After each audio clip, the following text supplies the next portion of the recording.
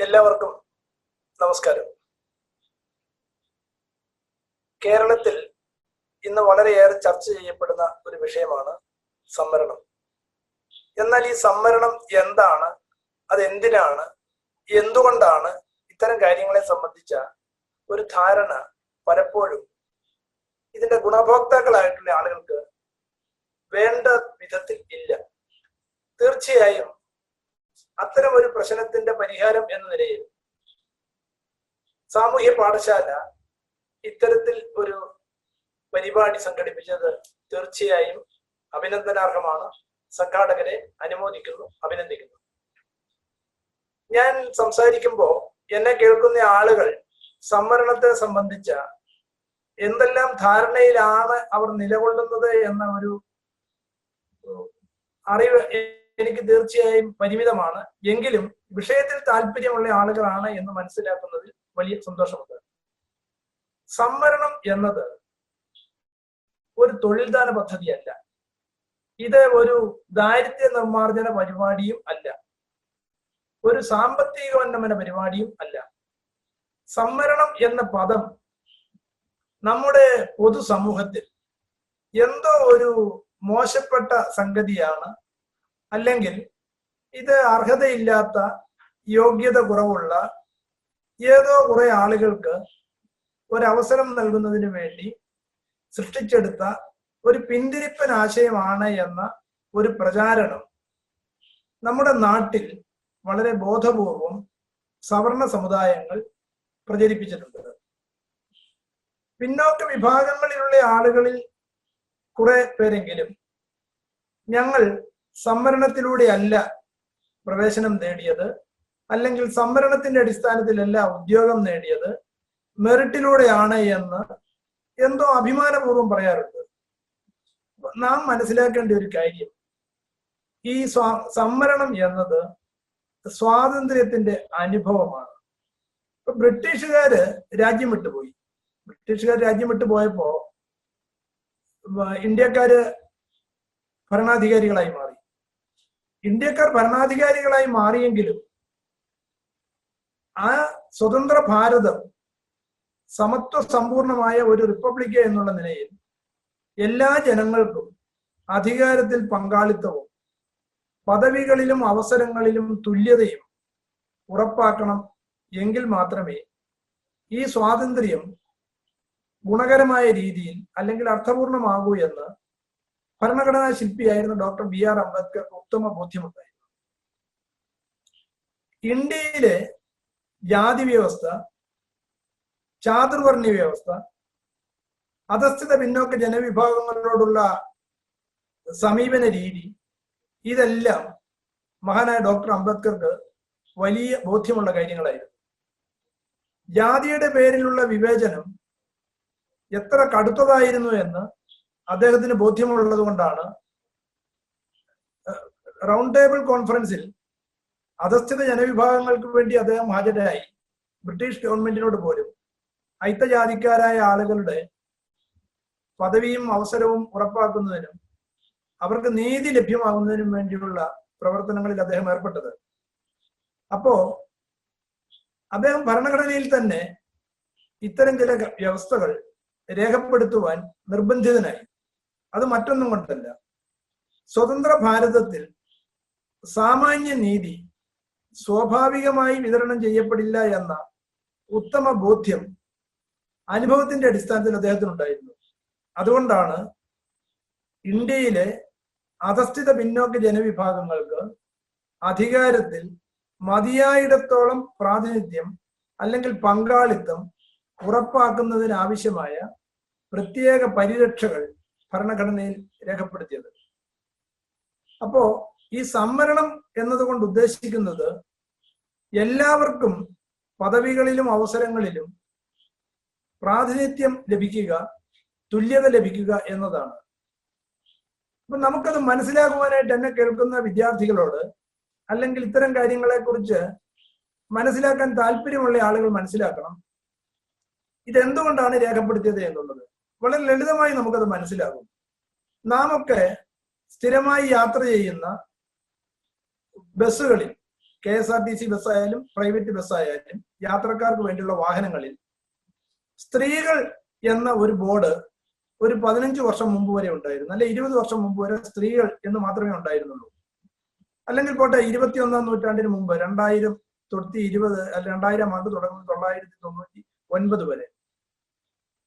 അതിനുശേഷം സ്ത്രീകൾ എന്ന സീറ്റിന് പുറമെ വികലാംഗർ അല്ലെങ്കിൽ പിന്നീട് ഫിസിക്കലി ഹാൻഡിക്യാപ്ഡ്, അംഗപരിമിതർ, ബ്ലൈൻഡ് ഇങ്ങനെയൊക്കെ ബോർഡ് എഴുതി വെക്കേണ്ടി വന്നു. അതിന് പുറമെ അമ്മയും കുഞ്ഞും എന്നൊരു ബോർഡ് എഴുതി വെച്ചിരുന്നു. അത് വീണ്ടും അമ്മയും കൈക്കുഞ്ഞും എന്ന ബോർഡായി. വൃദ്ധർ എന്ന ബോർഡ് എഴുതി വെക്കേണ്ടി വന്നു. ഗർഭിണികൾ എന്ന ബോർഡ് എഴുതി വെക്കേണ്ടി വന്നു.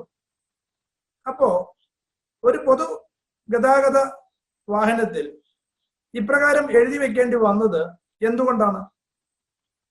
സാമാന്യ ബോധമുള്ള, നീതിബോധമുള്ള യാത്രക്കാർ ബസ്സിൽ യാത്ര ചെയ്യുമ്പോൾ ഒരു ഗർഭിണി വന്നാൽ ആ സീറ്റ് ഒഴിഞ്ഞു കൊടുക്കും.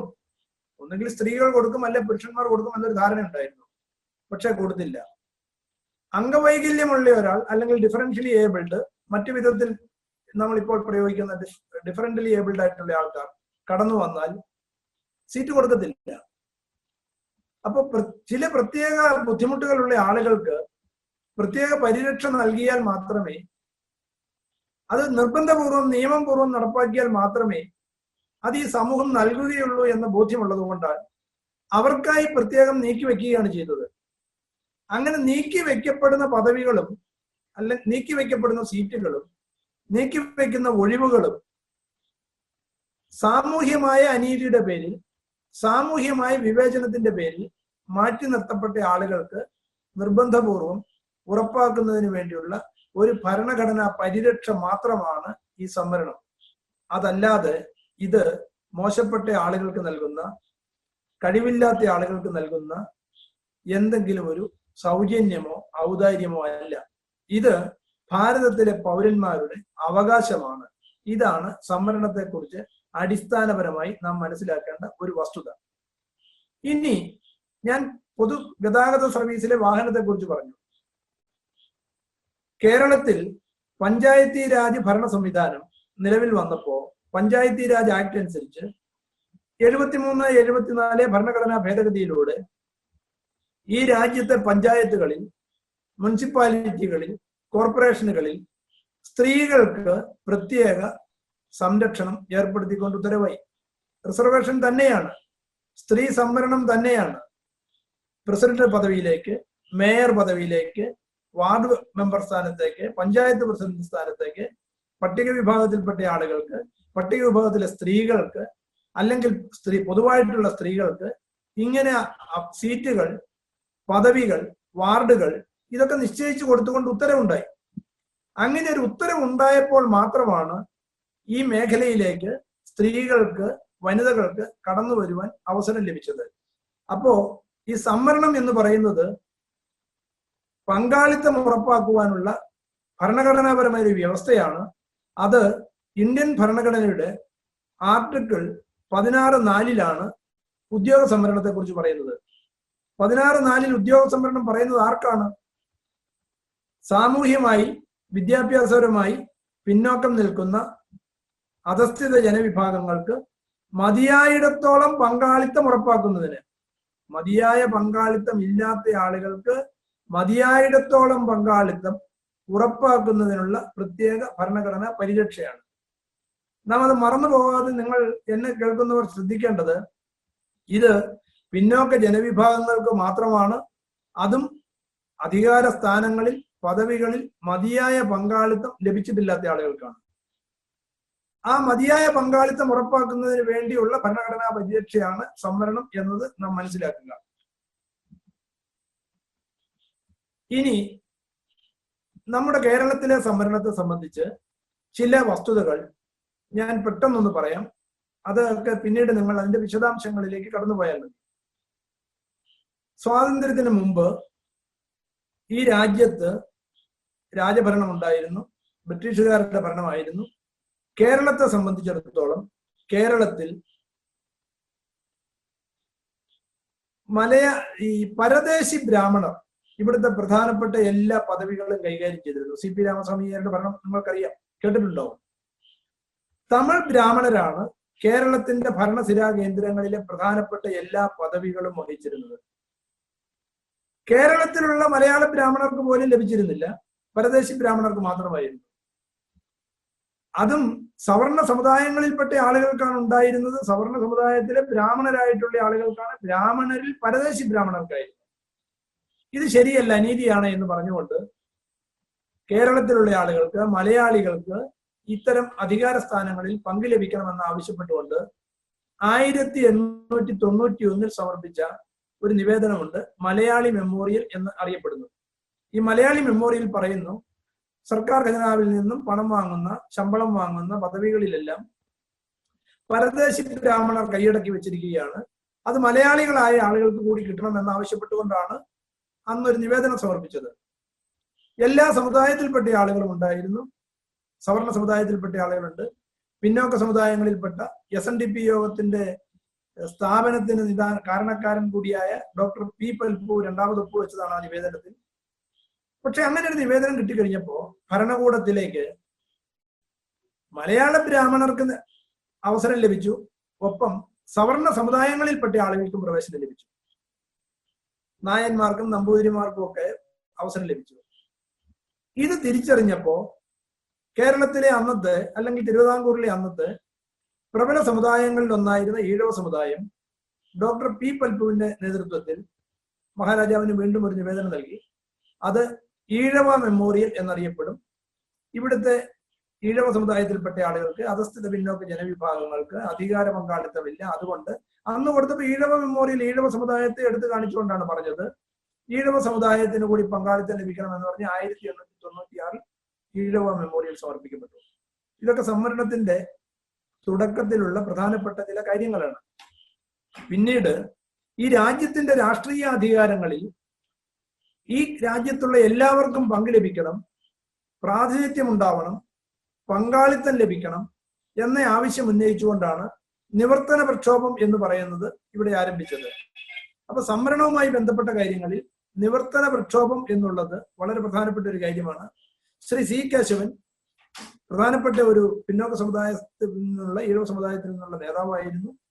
T. വർഗീസ് ഉണ്ട്, ബാക്കി മറ്റു നേതാക്കളൊക്കെ ഉണ്ട്. ഞാൻ C. കേശവൻ എന്ന് എടുത്തു പറയുവാൻ കാരണം അദ്ദേഹത്തിന്റെ പ്രസിദ്ധമായ കോഴഞ്ചേരി പ്രസംഗം മഹാരാജാവിനെതിരെ, ഒപ്പം ഹിന്ദുക്കള് എന്ന് അവകാശപ്പെട്ടുകൊണ്ടുള്ള ആ ഭരണാധികാരിക്കെതിരെ, ഈ ജന്തുവിനെ നമുക്ക് ആവശ്യമില്ല എന്നാണ് ഹിന്ദുവിനെ കുറിച്ച് അദ്ദേഹം പരാമർശിച്ചത്.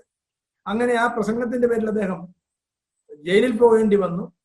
ജയിൽ വിമോചിതനായി വന്ന അദ്ദേഹത്തിന് ആലപ്പുഴ ജില്ലയിലെ കിടങ്ങാമ്പറമ്പിൽ വിമോചിതനായി വന്ന C. കേശവന് ഒരു സ്വീകരണം നൽകിയ ദിവസമാണ് ഇന്ന്. അപ്പൊ അതുകൊണ്ടാണ് ഇന്നത്തെ ആ ദിവസത്തിന്റെ ഈ ഒക്ടോബർ മാസം 3-ാം തീയതിക്ക് ഒരു പ്രത്യേകത കൂടിയുണ്ട്. അതുകൊണ്ട് ഞാനത് പരാമർശിച്ചു എന്നേ ഉള്ളൂ. ഇനി ആ സംവരണ കാര്യങ്ങളെ കുറിച്ചുള്ള ബേസിക് ആയിട്ടുള്ള അത്തരം കാര്യങ്ങൾ അവിടെ നിൽക്കട്ടെ. അതേക്കുറിച്ച് വിശദമായി പഠിക്കുവാനും പരിശോധിക്കുവാനും നിങ്ങൾ ഓരോരുത്തരും തയ്യാറാവണം. അധസ്ഥിത പിന്നോക്ക ജനവിഭാഗങ്ങൾക്ക് ഇവിടെ പങ്കാളിത്തമില്ലായിരുന്നു, ബോധപൂർവം അത് നൽകിയിരുന്നില്ല, സവർണ സമുദായങ്ങൾക്കാണ് നൽകിയത്. അതിന്റെ കാര്യങ്ങളൊക്കെ അന്വേഷിക്കുകയും പഠിക്കുകയും മനസ്സിലാക്കുകയും ചെയ്യുക, അതിന് ഇത് നിമിത്തമാവട്ടെ എന്ന് ഞാൻ കരുതുന്നു. നമുക്കിനി ഇന്ത്യൻ ഭരണഘടനയുമായി ബന്ധപ്പെട്ട്, റിസർവേഷനുമായി ബന്ധപ്പെട്ട ചില കാര്യങ്ങളിലേക്ക് നമുക്ക് കടന്നു വരാം. ഇന്ത്യയുടെ ഭരണഘടന 1949 നവംബർ 26-ാം തീയതിയാണ് കോൺസ്റ്റിറ്റ്യൂന്റ് അസംബ്ലി അംഗീകരിക്കുന്നത്. അത് നിലവിൽ വരുന്നത് 1950 ജനുവരി 26 മുതലാണ്.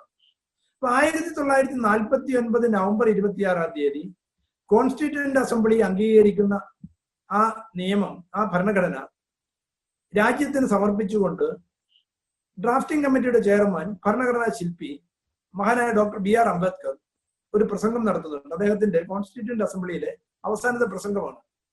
ആ പ്രസംഗത്തിലെ ഒരു പ്രസക്തമായ ഭാഗം നാമൊക്കെ മനസ്സിലാക്കേണ്ടതുണ്ട്. അതിലെ പ്രസക്തമായ ഭാഗത്തിന്റെ ചെറിയൊരു അംശം ഞാൻ ഇവിടെ പരാമർശിക്കുന്നത്, അദ്ദേഹം പറയുന്നു, ലോകത്തെ എല്ലാ നന്മയുള്ള വശങ്ങളും, എല്ലാ നല്ല കാര്യങ്ങളും, ലോകത്തെ വിവിധ രാഷ്ട്രങ്ങളിലുള്ള എല്ലാ ഭരണഘടനയുടെയും നന്മയുള്ള വശം പരിശോധിച്ച് മനസ്സിലാക്കി, ഇന്ത്യയിലെ പ്രത്യേക സാഹചര്യങ്ങൾ മനസ്സിലാക്കി, ഇന്ത്യയിലെ ജനങ്ങളെക്കുറിച്ച് പഠിച്ച് അവരുടെ സാമൂഹ്യമായും സാമ്പത്തികമായും രാഷ്ട്രീയവുമായ നീതി ഉറപ്പാക്കുന്നതിന് പദവികളിലും അവസരങ്ങളിലുമുള്ള തുല്യത ഉറപ്പാക്കുന്നതിന്, എല്ലാവർക്കും സമത്വം ഉണ്ടാവുന്നതിന്, സാഹോദര്യം ഉണ്ടാവുന്നതിന് പര്യാപ്തമായ ഒരു ഭരണഘടനയാണ് ഇവിടെ തയ്യാറാക്കിയിട്ടുള്ളത്. എന്നാൽ ഈ ഭരണഘടന കൈകാര്യം ചെയ്യുന്ന ആളുകൾ, ഭരണഘടന കൈകാര്യം ചെയ്യുന്നത് ആരൊക്കെയാണ്? ഭരണഘടനയിൽ തന്നെ അത് നമുക്ക് വ്യക്തമാണ്. ലെജിസ്ലേച്ചർ, അതായത് നമ്മുടെ ഭരണ സംവിധാനം, മന്ത്രിമാര്, മന്ത്രിസഭ, നിയമസഭാ അംഗങ്ങൾ, അങ്ങനെ ലെജിസ്ലേച്ചർ, എക്സിക്യൂട്ടീവ് ഉദ്യോഗസ്ഥ തലത്തിലുള്ളതാണ്, നടപ്പാക്കുന്ന ആൾക്കാരാണ്. ജുഡീഷ്യറി, നിയമം വ്യാഖ്യാനിക്കണം, അല്ലെങ്കിൽ ആവശ്യമായ നിർദ്ദേശം കൊടുക്കണം, നീതി ഉറപ്പാക്കണം, അത് സംരക്ഷിക്കണം. അങ്ങനെ ലെജിസ്ലേച്ചർ, എക്സിക്യൂട്ടീവ്, ജുഡീഷ്യറി എന്നീ 3 ഘടകങ്ങളാണ് ഭരണഘടന കൈകാര്യം ചെയ്യുന്നത്. ഇങ്ങനെ കൈകാര്യം ചെയ്യുന്ന ആളുകൾ നന്മയുള്ളവരല്ലെങ്കിൽ, നീതിബോധമുള്ളവരല്ലെങ്കിൽ, പ്രതിബദ്ധതയുള്ളവരല്ലെങ്കിൽ ഈ ഭരണഘടനയെ ഒരു ഗുണവും ചെയ്യില്ല എന്ന് 1949 നവംബർ 26 അർത്ഥശങ്കയ്ക്കിടയില്ലാത്ത വിധം മഹാനായ ഡോക്ടർ അംബേദ്കർ പറയുകയുണ്ടായി. നാം ഇന്ന് തിരിഞ്ഞു നോക്കിയാൽ, നാം ഇന്ന് വിലയിരുത്തിയാൽ അദ്ദേഹത്തിന്റെ ആശങ്ക ശരിയായിരുന്നു എന്ന് നമുക്ക് ഉത്തമ ബോധ്യം വരും. അതിന്റെ ഏതാനും ചില കാര്യങ്ങൾ നാം ശ്രദ്ധിച്ചാൽ മതിയാവും. ഇന്ത്യൻ ഭരണഘടനയുടെ ആർട്ടിക്കിൾ 340 നാം ശ്രദ്ധിക്കേണ്ടതാണ്. പിന്നോക്ക സമുദായങ്ങളിൽപ്പെട്ട ആളുകൾ, OBC വിഭാഗത്തിലുള്ള ആളുകൾ. എന്താണ് OBC വിഭാഗം എന്നുള്ളത് കൂടി എന്നെ കേൾക്കുന്നവർ ഒന്ന് മനസ്സിലാക്കിയിരിക്കുക. പ്രത്യേകിച്ച് വിദ്യാർത്ഥികളാണ്, ബിരുദാനന്തര ബിരുദ വിദ്യാർത്ഥികളുണ്ട്. അവരൊക്കെ ശ്രദ്ധിച്ചിട്ടുള്ള 1-2 പ്രയോഗങ്ങൾ പലപ്പോഴും ശരിയായ വിധത്തിലല്ല ആളുകൾ ഉപയോഗിക്കുന്നത്. ഇന്ത്യയിലെ പിന്നോക്ക സമുദായങ്ങൾ എന്ന് പറയുന്നത് ഡിപ്രസ്ഡ് ക്ലാസസ്, ബാക്ക്വേർഡ് കമ്മ്യൂണിറ്റീസ് എന്ന പദം കൊണ്ട് ഉദ്ദേശിക്കുന്നത് പട്ടികജാതി പട്ടികവർഗ വിഭാഗത്തിൽ ഉൾപ്പെട്ടിട്ടുള്ള ആളുകളും മറ്റു പിന്നോക്ക സമുദായങ്ങളുമാണ്. ഭരണഘടനയ്ക്ക് മുമ്പ് തന്നെ അധസ്ഥിത ജനവിഭാഗങ്ങളുടെ ഒരു പട്ടികയൊക്കെ ഉണ്ടായിരുന്നു. ബ്രിട്ടീഷുകാർ തന്നെ തയ്യാറാക്കിയിരുന്നു. സൈമൺ കമ്മീഷനെ കുറിച്ചൊക്കെ എന്നെ കേൾക്കുന്ന വിദ്യാർത്ഥികൾക്ക് അറിയാം.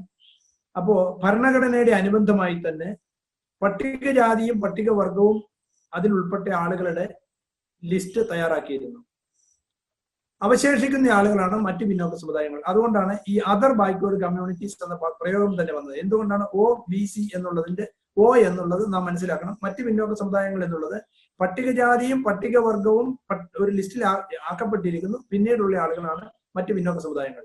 ഇനി ഈ മറ്റു പിന്നോക്ക സമുദായങ്ങൾ ആരൊക്കെയാണ് എന്നതിനെ കുറിച്ചുള്ള ചർച്ചയൊക്കെ ഭരണഘടന രൂപീകരണ വേളയിൽ ഉണ്ടായി. അപ്പോ അതിന് ആത്യന്തികമായി എടുത്ത തീരുമാനം, അതാത് സംസ്ഥാനങ്ങൾ ഇത്തരം കാര്യങ്ങളെ കുറിച്ച് തീരുമാനമെടുക്കാം. എന്നാലും കേന്ദ്ര സർക്കാർ ആരൊക്കെയാണ് ഇന്ത്യൻ ഭരണഘടനയുടെ ആർട്ടിക്കിൾ 16 പറയുന്ന പിന്നോക്ക സമുദായങ്ങൾ, അല്ലെങ്കിൽ ആർട്ടിക്കിൾ 15 പറയുന്ന സാമൂഹ്യമായും വിദ്യാഭ്യാസപരമായും പിന്നോക്കം നിൽക്കുന്ന ആളുകൾ, അല്ലെങ്കിൽ ആ ജാതികൾ ഏതൊക്കെയാണ് വിഭാഗം എന്നുള്ളതിനെ കുറിച്ച് കണ്ടെത്തുന്നതിന് ഒരു കമ്മീഷനെ നിയമിക്കണമെന്നും, ആ കമ്മീഷൻ അന്വേഷണം നടത്തി, പഠനം നടത്തി, മാനദണ്ഡങ്ങൾ എന്തൊക്കെയാണെന്ന് കണ്ടെത്തി, അത്തരത്തിൽ കണ്ടെത്തുന്ന ആളുകളാണ് മറ്റു പിന്നോക്ക സമുദായങ്ങൾ എന്ന് ഇന്ത്യൻ ഭരണഘടനയുടെ ആർട്ടിക്കിൾ 340 വ്യക്തമാക്കിയിട്ടുണ്ട്. ആ കമ്മീഷൻ അങ്ങനെ കണ്ടെത്തുന്നത് ആരൊക്കെയാണ് എന്നും, അങ്ങനെ കണ്ടെത്തുന്ന ആളുകൾക്ക് അവരുടെ പുരോഗതിക്കായി, അവരുടെ ക്ഷേമത്തിനായി എന്തെല്ലാം കാര്യങ്ങളാണ് നിർവഹിക്കേണ്ടത് എന്നും ശുപാർശ ചെയ്യണം. ആ ശുപാർശ ഇന്ത്യയുടെ പ്രസിഡന്റിന് നൽകണം. അതിന്റെ അടിസ്ഥാനത്തിൽ അത് ലെജിസ്ലേച്ചർ, നിയമസഭ, മന്ത്രിസഭ ഒക്കെ ചർച്ച ചെയ്യണം, പാർലമെന്റിൽ ചർച്ച ചെയ്യണം, അതിന്മേൽ തീരുമാനമെടുക്കണം, അത് നടപ്പാക്കണം. ഇതാണ് ആ 340 ഭരണഘടനാ ഭേദഗതിയിലൂടെ ഭരണഘടന ലക്ഷ്യമിടുന്നത്. ആ ഭരണഘടന 1950 ജനുവരി 26 നിലവിൽ വന്നിട്ട് ആദ്യമായി ഒരു കമ്മീഷനെ പിന്നോക്ക സമുദായങ്ങൾക്ക് വേണ്ടി നിയമിക്കപ്പെടുന്നത് 1953 കാക്ക സാഹേബ് കലേൽക്കർ എന്നയാളാണ്. 1ാം പിന്നോക്ക വിഭാഗ കമ്മീഷൻ രൂപീകൃതമാകുന്നത് 29/1/1953 53 നിയമിതമായ 1ാം പിന്നോക്ക വിഭാഗ കമ്മീഷൻ ചെയർമാൻ ശ്രീ കാക്ക കലേൽക്കർ ആയിരുന്നു. അദ്ദേഹത്തിന്റെ റിപ്പോർട്ട് 30/3/1955 സമർപ്പിച്ചു. മാർച്ച് മാസം 30 1955 സമർപ്പിച്ചു. ഇന്ത്യയിലെ പിന്നോക്ക സമുദായങ്ങൾ ആരാണ്, അതെങ്ങനെയായിരിക്കണം, എന്തൊക്കെ ആയിരിക്കണം എന്ന് കൃത്യമായി അദ്ദേഹം പരിശോധന നടത്തി വിശദമായ ഒരു റിപ്പോർട്ടാണ് ഗവൺമെന്റിന് സമർപ്പിച്ചത്. എന്നാൽ അന്ന് പ്രധാനമന്ത്രിയായിരുന്ന പണ്ഡിറ്റ് ജവഹർലാൽ നെഹ്റുവിന് ആ ശുപാർശകളോട് വലിയ യോജിപ്പില്ലായിരുന്നു. അദ്ദേഹം ആ ശുപാർശ എന്തൊക്കെയാണെന്നുള്ളത് മനസ്സിലാക്കി. അപ്പോ ആ ശുപാർശയുടെ പ്രധാനപ്പെട്ട അടിസ്ഥാന ഘടകം കാക്ക കലേക്കറുടെ അന്വേഷണത്തിൽ ബോധ്യപ്പെട്ടത് ഇന്ത്യയിലെ ജാതി വ്യവസ്ഥയും ആ ജാതി വ്യവസ്ഥ മൂലമുണ്ടായ പിന്നോക്കാവസ്ഥയും സാമൂഹ്യ വിവേചനവും അനീതിയും തൽഫലമായി ഉണ്ടായ സാഹചര്യങ്ങളും വിലയിരുത്തിയപ്പോൾ സാമൂഹ്യമായും വിദ്യാഭ്യാസപരമായും പിന്നോക്കം നിൽക്കുന്ന ആളുകളുടെ അതിനൊരുപാട് ഘടകങ്ങൾ അദ്ദേഹം കണ്ടിരുന്നു. വിദ്യാഭ്യാസ നിലവാരം, സാമ്പത്തിക നിലവാരം, ഈ പൊതുവിഭാഗത്തിലുള്ള ആളുകളുമായിട്ടുള്ള വിദ്യാഭ്യാസത്തിന്റെ തോതിന്റെ വ്യത്യാസം, ഇങ്ങനെ ഒട്ടനവധി ഘടകങ്ങളെല്ലാം പരിശോധിച്ചു. കൈവശമുള്ള സമ്പത്ത്, സ്വത്തുക്കൾ, ഒട്ടേറെ കാര്യങ്ങൾ. ഏറ്റവും ഒടുവിൽ ആത്യന്തികമായി എത്തിയ നിഗമനം ഇത് ജാതി തന്നെയാണെന്നും ആ ജാതിയുടെ അടിസ്ഥാനത്തിലാണ് പിന്നോക്കാവസ്ഥയുടെ അടിസ്ഥാനമെന്നും കണ്ടെത്തി. അങ്ങനെ ആ ജാതിയുടെ അടിസ്ഥാനത്തിൽ ആളുകൾക്ക് പ്രത്യേക പരിരക്ഷകൾ ഏർപ്പെടുത്തണമെന്ന് അദ്ദേഹം ശുപാർശ ചെയ്തു. നമ്മുടെ പ്രധാനമന്ത്രി പണ്ഡിറ്റ് ജവഹർലാൽ നെഹ്റു അത് മനസ്സിലാക്കിയപ്പോൾ അദ്ദേഹത്തിന്റെ ഒരു സ്വാധീനം ചെയർമാന് മേലുണ്ടായി. ആ റിപ്പോർട്ട് സമർപ്പിക്കുമ്പോൾ കാക്ക കലേൽക്കർ അദ്ദേഹത്തിന്റെ ശുപാർശ സമർപ്പിക്കുന്ന കവറിംഗ് ലെറ്ററിൽ ഒരു കുറിപ്പ് രേഖപ്പെടുത്തി. ഇതൊക്കെ പിന്നീട് തെളിയിക്കപ്പെട്ടിട്ടുള്ള കാര്യങ്ങളാണ്, റിപ്പോർട്ട് ചെയ്യപ്പെട്ടിട്ടുള്ളതാണ്. ശ്രീ കാക്ക കലേക്കർ അദ്ദേഹത്തിന്റെ കവറിംഗ് ലെറ്ററിൽ പറഞ്ഞു, ഈ റിപ്പോർട്ടിനോടൊപ്പമുള്ള കവറിംഗ് ലെറ്ററിൽ പറഞ്ഞു, പിന്നോക്കാവസ്ഥയുടെ സാമൂഹ്യമായും വിദ്യാഭ്യാസപരമായും പിന്നോക്കം നിൽക്കുന്ന ആളുകളുടെ പിന്നോക്കാവസ്ഥയ്ക്ക് കാരണം ജാതിയാണെന്നും അതുകൊണ്ട് ജാതി അടിസ്ഥാനത്തിൽ ഇവർക്ക് പ്രത്യേക പരിരക്ഷകളും സംരക്ഷണങ്ങളും ഒക്കെ ഏർപ്പെടുത്തണമെന്നും ഞാൻ ശുപാർശ ചെയ്യുന്നുണ്ട്. എങ്കിലും വ്യക്തിപരമായി ജാതിയുടെ അടിസ്ഥാനത്തിലുള്ള ഇത്തരം ഒരു നിലപാടിനോട് എനിക്ക് യോജിപ്പില്ല എന്ന് അദ്ദേഹം രേഖപ്പെടുത്തി. ആ ഒരൊറ്റ കാരണം കൊണ്ട് തന്നെ ആ ശുപാർശ നടപ്പായില്ല. 1955 സമർപ്പിക്കപ്പെട്ട ആ റിപ്പോർട്ട് വെളിച്ചം കണ്ടില്ല എന്നതാണ് യാഥാർത്ഥ്യം. പിന്നീട് നാം കേൾക്കുന്നത് മണ്ഡൽ കമ്മീഷൻ റിപ്പോർട്ടിനെ കുറിച്ചാണ്. ഈ മണ്ഡൽ കമ്മീഷൻ റിപ്പോർട്ടിനും ഒരു ചരിത്രമുണ്ട്. വിശദമായി ഞാൻ ചർച്ച ചെയ്തു പോയാൽ നമ്മുടെ സമയപരിമിതി ഒരു പ്രധാനപ്പെട്ട ഘടകമാണ്. അതുകൊണ്ട് ഞാൻ അതേക്കുറിച്ച് സൂചിപ്പിക്കുന്നില്ല. എങ്കിലും കോൺഗ്രസ് ഭരണം അവസാനിക്കുകയും ജനതാ ഗവൺമെന്റ് അധികാരത്തിൽ വരികയും ചെയ്ത അടിയന്തരാവസ്ഥ കാലമൊക്കെ നിങ്ങൾ ഓർമ്മിക്കണം, മനസ്സിലാക്കണം. അങ്ങനെ അടിയന്തരാവസ്ഥയ്ക്ക് ശേഷം അധികാരത്തിൽ വരുന്ന ജനതാ ഗവൺമെന്റ് അധികാരത്തിൽ വരുമ്പോൾ അതിനു മുമ്പ് അവർ പറഞ്ഞു, ഞങ്ങൾ അധികാരത്തിൽ വന്നാൽ കലേൽക്കർ കമ്മീഷൻ ശുപാർശകൾ നടപ്പാക്കും എന്ന് പറഞ്ഞു. പിന്നോക്ക സമുദായങ്ങൾക്ക് ഗുണകരമായ ഒട്ടനവധി ശുപാർശ അതിലുണ്ട്. ഒരു കാര്യം എല്ലാവരും മനസ്സിലാക്കണം, കേരളത്തിലെ ഇന്ത്യയിലെ പിന്നോക്ക സമുദായങ്ങൾക്ക് സംവരണം എന്ന ഉദ്യോഗ സംവരണം അല്ലെങ്കിൽ വിദ്യാഭ്യാസ മേഖലയിലെ സംവരണമൊന്നും ഇക്കാലയളവിലൊന്നും ഉണ്ടായിരുന്നില്ല. പട്ടികജാതി പട്ടികവർഗ ജനവിഭാഗങ്ങൾക്ക് ഭരണഘടന നിലവിൽ വന്ന അന്നു മുതൽ സംവരണം ഉണ്ടായിരുന്നെങ്കിലും പിന്നോക്ക സമുദായങ്ങൾക്ക് അഖിലേന്ത്യാ അടിസ്ഥാനത്തിൽ കേന്ദ്ര സർക്കാർ മേഖലകളിൽ യാതൊരുവിധ സംവരണവും ഇല്ലായിരുന്നു എന്ന് നാം മനസ്സിലാക്കണം. കാക്ക കലേക്കർ ശുപാർശ ചെയ്തിട്ടുണ്ട്, നടപ്പാക്കിയില്ല. അപ്പൊ ഇതൊക്കെ ലഭിക്കുമെന്നാണ് പ്രതീക്ഷ ഉണ്ടായിരുന്നത്. ഇത് നടപ്പാക്കും എന്നാണ് ജനതാ ഗവൺമെന്റിന്റെ പ്രകടന പത്രികയിൽ അല്ലെങ്കിൽ അന്നത്തെ ജനതാ പാർട്ടിയുടെ പ്രകടന പത്രികയിൽ പറഞ്ഞിരുന്നത്. അവർ അധികാരത്തിൽ എത്തിക്കഴിഞ്ഞപ്പോൾ ഈ കലേക്കർ കമ്മീഷൻ ശുപാർശ നടപ്പാക്കണമെന്ന ശക്തമായ ആവശ്യമുണ്ടായി. പക്ഷേ മൊറാർജി ദേശായി ആയിരുന്നു പ്രധാനമന്ത്രി. അദ്ദേഹം പറഞ്ഞു, അപ്പൊ മറ്റു പല ആളുകളും അദ്ദേഹത്തോട് പറഞ്ഞു, 55 ശുപാർശയുടെ അടിസ്ഥാനത്തിൽ 77 ഒരു തീരുമാനമെടുത്താൽ അതൊട്ടും ഉചിതമാവത്തില്ല. ഇത് കാലഹരണപ്പെട്ട ഒരു റിപ്പോർട്ടാണ്, ഒട്ടേറെ മാറ്റങ്ങൾ ഉണ്ടായിട്ടുണ്ട്, അതുകൊണ്ട് നമുക്ക് കൂടുതൽ പരിശോധിക്കണമെന്ന പല നിർദ്ദേശം അദ്ദേഹത്തിന്റെ അടുത്ത് ഉണ്ടായതുകൊണ്ട് ഒരു ജനാധിപത്യവാദിയായിരുന്നു അദ്ദേഹം പറഞ്ഞു, അങ്ങനെയാണെങ്കിൽ നമുക്കൊരു പുതിയ കമ്മീഷനെ വെക്കാം എന്ന് പറഞ്ഞ് ശ്രീ ബിന്ദേശ്വരി പ്രസാദ് മണ്ഡൽ, BP മണ്ഡൽ എന്ന് പറയുന്ന ബിന്ദേശ്വരി പ്രസാദ് മണ്ഡൽ ബീഹാറിൽ നിന്നുള്ള പഴയ മുഖ്യമന്ത്രിയാണ്, MP ആയിരുന്നു. BP മണ്ഡലിനെ ചെയർമാൻ ആയിക്കൊണ്ട് ഒരു കമ്മീഷൻ നിയമിച്ചു. അത് 20/12/1978 78 നിയമിതമായ ആ കമ്മീഷൻ 31/12/1980 റിപ്പോർട്ട് കൊടുത്തു, രണ്ടാം കമ്മീഷൻ. ആ കമ്മീഷൻ റിപ്പോർട്ടിനെ കുറിച്ച് നമുക്കൊരു ബോധ്യം, ഒരു ധാരണ ഉണ്ടാവണം. അത് വെറുതെ നടത്തിയ ഒരു റിപ്പോർട്ടല്ല. ഏറ്റവും ശാസ്ത്രീയമായി സമഗ്രമായി ഈ രാജ്യത്ത് അങ്ങോളം ഇങ്ങോളം സഞ്ചരിച്ച് തെളിവെടുപ്പുകൾ നടത്തി, പഠനം നടത്തി, വിശകലനം നടത്തി, സെമിനാറുകൾ നടത്തി, എന്തായിരിക്കണം പിന്നോക്കാവസ്ഥ എന്നുള്ളതിനെ കുറിച്ചുള്ള വിശദമായ ഒരുപാട് മാനദണ്ഡങ്ങൾ, ഒരുപാട് ഇൻഡിക്കേഷൻസ്, ഇതെല്ലാം പരിശോധിച്ച ശേഷമാണ് അദ്ദേഹം റിപ്പോർട്ട് സമർപ്പിച്ചത്. എന്നെ കേൾക്കുന്നവർ മനസ്സിലാക്കേണ്ട ഒരു കാര്യമുണ്ട്. ജനാധിപത്യത്തെക്കുറിച്ച്, ജനാധിപത്യ ഭരണ സംവിധാനത്തിൽ നിയമസഭാംഗങ്ങളുമായി അദ്ദേഹം ചർച്ച ചെയ്തു. ഈ കമ്മീഷൻ കേരളത്തിൽ വന്നു, കേരളത്തിൽ തെളിവെടുപ്പ് നടത്തി. തെളിവ് നൽകുന്നതിന് വേണ്ടി കേരളത്തിലെ മുഴുവൻ MLA-മാർക്കും കത്ത് കൊടുത്തു. നാം മനസ്സിലാക്കണം, കേരളത്തിൽ നിന്നും 2 MLA-മാർ മാത്രമാണ് ബിന്ദേശ്വരി പ്രസാദ് മണ്ഡൽ തെളിവെടുപ്പിന് കേരളത്തിൽ എത്തിയപ്പോൾ ആ തെളിവെടുപ്പ് നൽകുവാൻ തയ്യാറായത്. അതിലൊന്ന് അന്നത്തെ NDP, Nair service society sponsor ചെയ്ത നാഷണൽ ഡെമോക്രാറ്റിക് പാർട്ടിയുടെ നെയ്യാറ്റിൻകരയിൽ നിന്നുള്ള MLA ശ്രീ സുന്ദരേശൻ നായർ, പെരിയെന്ന് മറന്നുപോയി, പക്ഷെ NDP-യുടെ പ്രതിനിധിയും ഇപ്പോഴത്തെ ജനതാദളിന്റെ ഡോക്ടർ A. നീലലോഹിതദാസ്, ഈ രണ്ടാളുകൾ മാത്രമാണ് ഈ തെളിവെടുപ്പിന് ഹാജരായത്. നാം മനസ്സിലാക്കണം, ഈ രാജ്യത്തെ ബാക്കി രാഷ്ട്രീയ പ്രസ്ഥാനങ്ങൾ ആരും വന്നില്ല.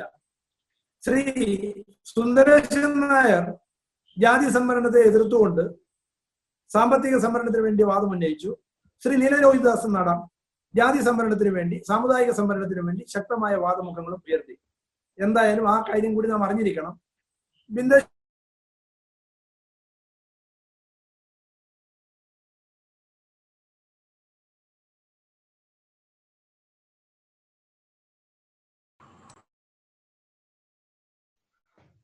സാറിന്റെ ഹലോ, സാറിന്റെ സൗണ്ട് പോയിട്ടുണ്ട്. എത്ര രസകരമാണെന്നുള്ളത് നാം മനസ്സിലാക്കണം. ഈ റിപ്പോർട്ട്, സംവരണം സംബന്ധിച്ച റിപ്പോർട്ട് മണ്ഡലിൽ നിന്ന് ലഭിച്ചിട്ടുണ്ട്. എന്നാൽ അദ്ദേഹം ശുപാർശ ചെയ്തിരിക്കുന്നത് ജാതിയുടെ അടിസ്ഥാനത്തിലുള്ള സംവരണമാണ്. ആ റിപ്പോർട്ടിൽ വിശദമായി അത് പറയുന്നുണ്ട്. എങ്കിലും ജാതിയുടെ അടിസ്ഥാനത്തിൽ സംവരണം നൽകിയാൽ പോരാ, സാമ്പത്തികമായി വേണമെന്ന ചില ആളുകൾ പറയുന്നുണ്ട്. അതുകൊണ്ട് അതുകൂടി പരിശോധിക്കണമെന്ന്. ശ്രീമതി ഗാന്ധി എന്തടിസ്ഥാനത്തിലാണെന്ന് പറഞ്ഞു തന്നിരുന്നില്ല. അത്തരം പ്രശ്നങ്ങളെല്ലാം പരിശോധിച്ചിട്ട് അതെല്ലാം മനസ്സിലാക്കി അതിനൊരു പരിഹാരമാണ് BP മണ്ഡൽ ശുപാർശ ചെയ്തത്.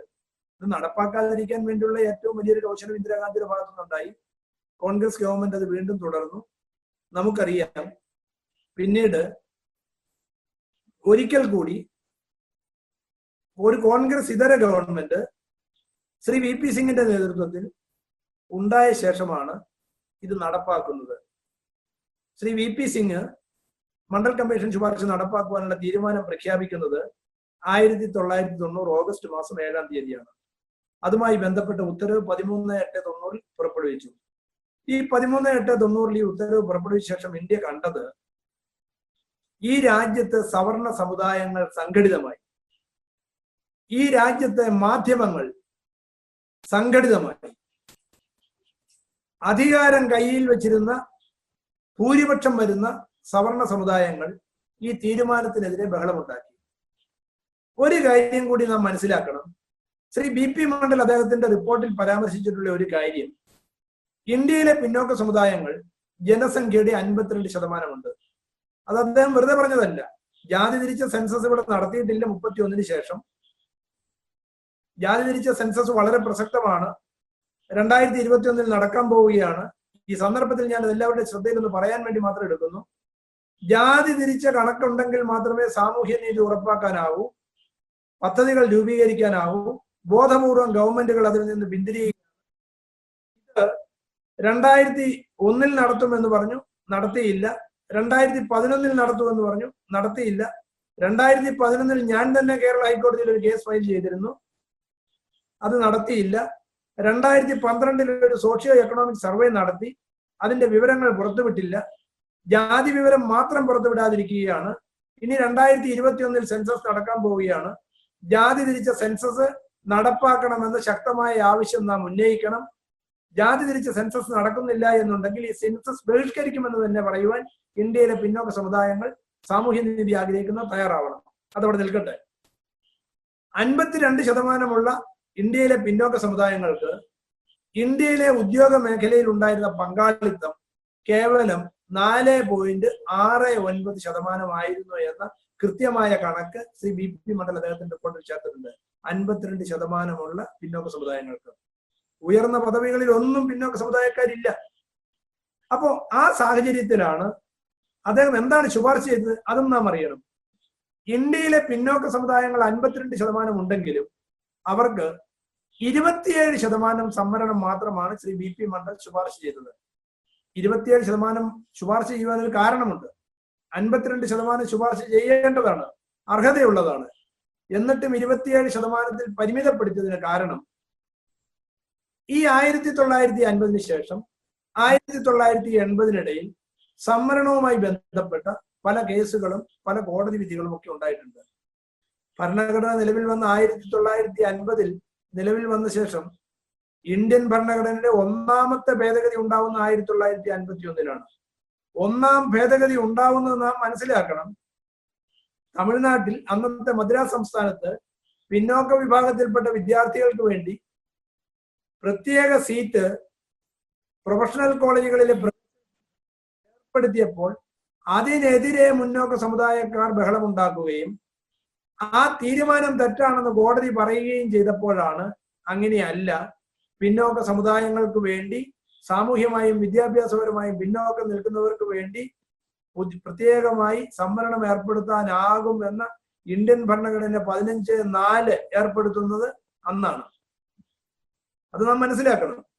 ഞാൻ പറഞ്ഞു വരുന്നത്, പല കോടതി വിധികളും പിന്നീട് ഉണ്ടായപ്പോൾ സംവരണം 50% കൂടാൻ പാടില്ല എന്ന ഒരു നിർദ്ദേശം, ഒരു നിരീക്ഷണം കോടതികൾ നടത്തിയിട്ടുണ്ട്.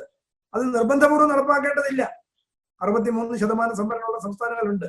എങ്കിലും 50% മറികടക്കുന്നത് ശരിയല്ല എന്നൊരു നിരീക്ഷണം, അങ്ങനെ ഒരു ധാരണ കോടതികളുടെ ഭാഗത്തു നിന്നുണ്ടായതുകൊണ്ട് സംവരണം 50 മറികടക്കാതിരിക്കുന്നതിനാണ് 27% പരിമിതപ്പെടുത്തിയത്.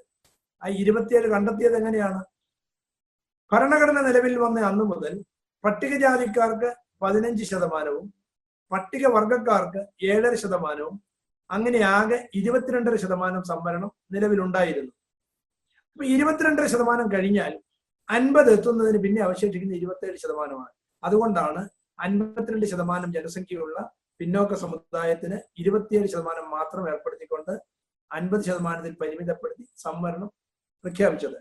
നാം തിരിച്ചറിയുക, സ്വാതന്ത്ര്യം നേടി ഭരണഘടന നിലവിൽ വന്ന് 1950 മുതൽ 40 വർഷക്കാലം പിന്നിട്ട ശേഷം 1990 മാത്രമാണ് ഇന്ത്യയിലെ പിന്നോക്ക സമുദായക്കാർക്ക് സംവരണം ഉത്തരവാകുന്നത്. ആ ഉത്തരവായപ്പോൾ ജനസംഖ്യയിൽ 52% ആളുകൾ കേവലം 4.69% മാത്രം ഉദ്യോഗ പദവി അലങ്കരിക്കുന്ന ആളുകൾക്ക് ബാക്കി ലഭ്യമാകുമെന്ന് വന്നപ്പോൾ അക്കാലം അത്രയും അനുഭവിച്ചു വന്നിരുന്ന ആളുകൾ നാം മനസ്സിലാക്കണം. ഈ സവർണ സമുദായത്തിൽപ്പെട്ട ആളുകൾ, അധികാരവും പദവിയും കൈയടക്കി വെച്ചിരുന്ന ആളുകൾ, സമസ്ത മേഖലയിലും വിരാജിച്ചിരുന്ന ആളുകൾ അതിനെതിരെ പ്രക്ഷോഭം ഉണ്ടാക്കി. ആ പ്രക്ഷോഭത്തെ തുടർന്ന് ഡൽഹിയിലടക്കം ആത്മഹൂതി പോലും ഉണ്ടായി. ആത്മഹൂതിയുടെ പിന്നീട് വന്ന കഥയും വിസ്താര ഭയത്താൽ സമയക്കുറവ് മൂലം ഞാൻ ഭയപ്പെടുന്നെങ്കിലും നിങ്ങൾ മനസ്സിലാക്കണം, രാജീവ് ഗോസ്വാമി എന്ന് പറയുന്ന ഒരു വിദ്യാർത്ഥിയാണ് ആത്മഹൂതിക്ക് വിധേയനായത്. അവനൊരു പിന്നോക്ക ജാതിക്കാരനായിരുന്നു.